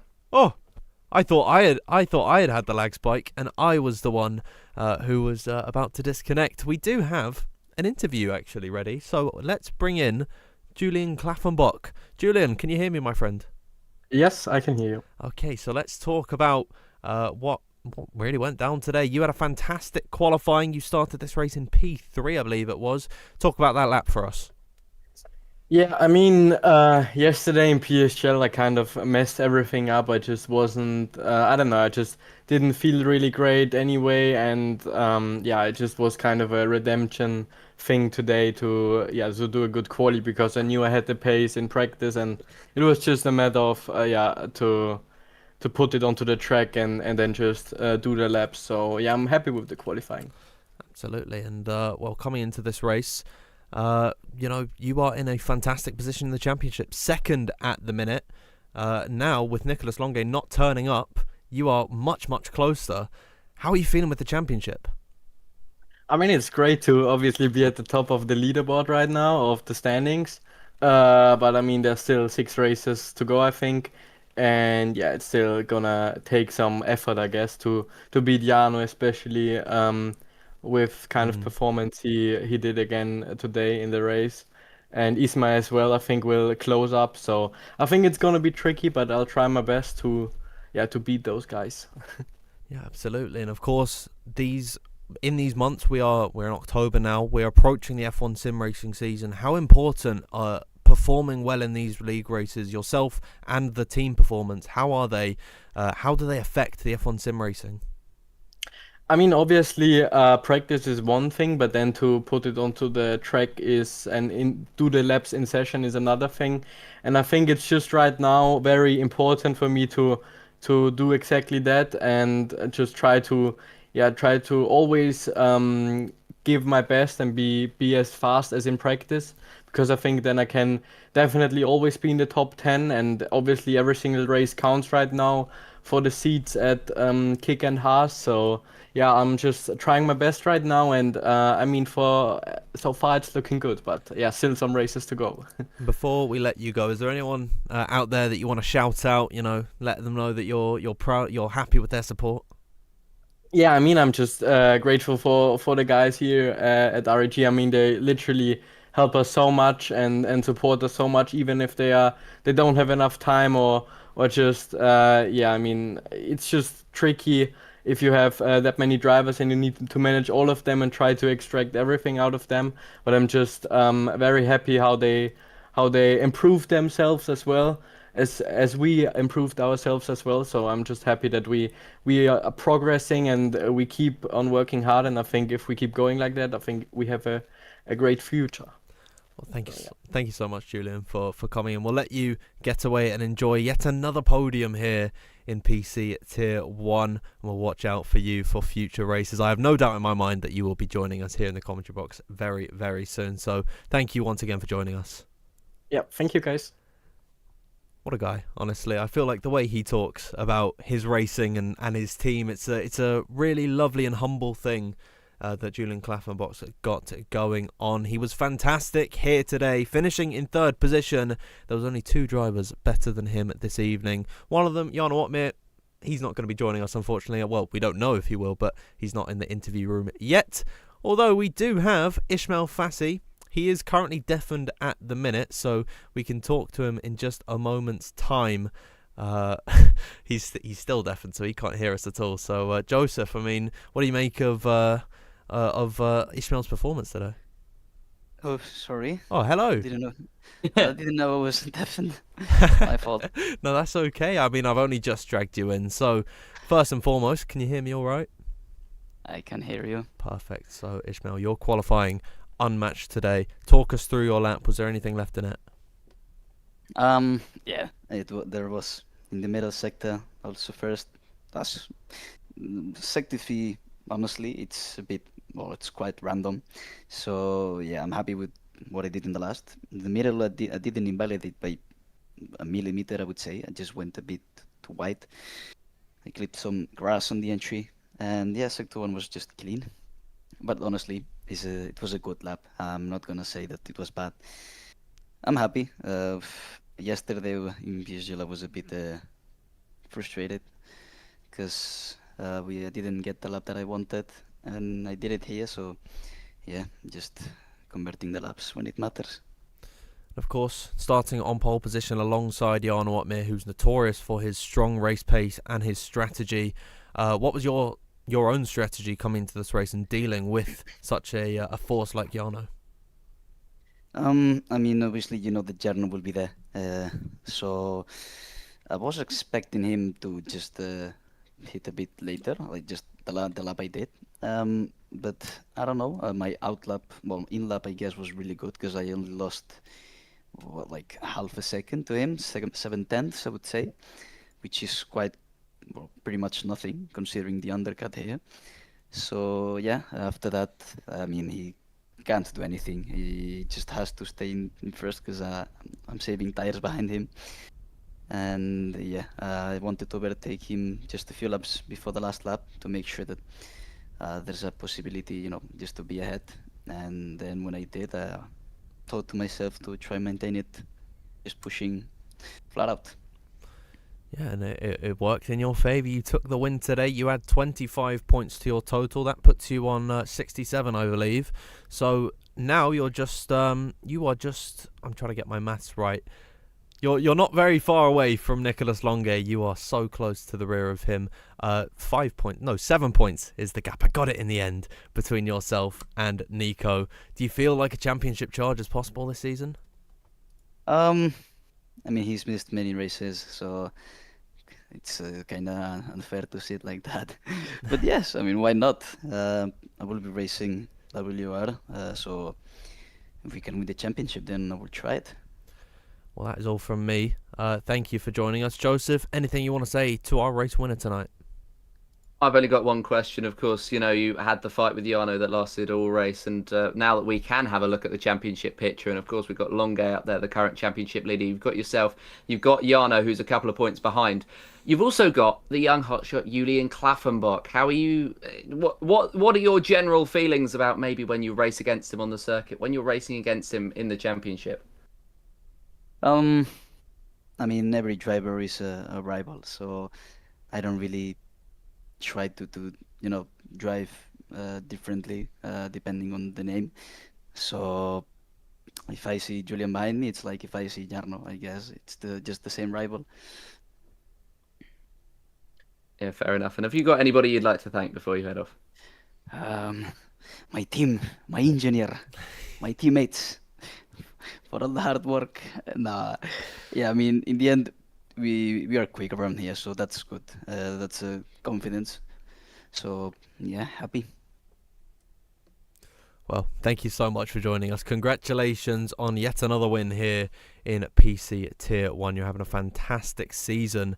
Missing a couple of races along the way. Don't do yourself any discredit by saying that Nico's missed a few, because you missed a few as well, but you're had a fantastic season, so we'll let you get off and enjoy that race win. Thank you very much, Ismail, for joining us. Thank you. Ciao, ciao. Well, that brings us to the end of the interviews. Jarno Opmeer unfortunately not joining us, so I think we can finish up. Yeah, I mean, it was a shame that he doesn't join us, but I think we got the very, very good perspectives of Julian Klaffenbach and Ismail Fassi. Of course we did, because they were podium contenders, potential championship contenders, and two very different approaches. One man expecting to be there, one man I think a little bit humbled to be at the top, but either way, they both very much deserve to be there, and it sets up an interesting championship fight with the different personalities. Absolutely, and we are headed... next time out, we are headed to Mexico City. That will be a very fun one. Me personally, I don't know about you, I absolutely adore Mexico. I gotta say, it might be my favourite circuit on the game. I really love it. It's very good. It's very, very well-rounded. I think Mexico City, to me, is what COTA thinks it is and what COTA tries to do, where there's a really good balance between everything. The thing I'm most excited to see, though, have they fixed those FPS issues when the fireworks go off in the final sector of the final lap? Well, to all the viewers at home, you can find out whether or not they've fixed those FPS issues on the final lap, because of course we are headed there next time out. But from us this evening, thank you for joining us. It was a very nice, clean race around Australia, and the last thing I can say is that to a certain other league out there, if you are watching, Connor, clean race at Austria, you will never sing that. So with that, thank you.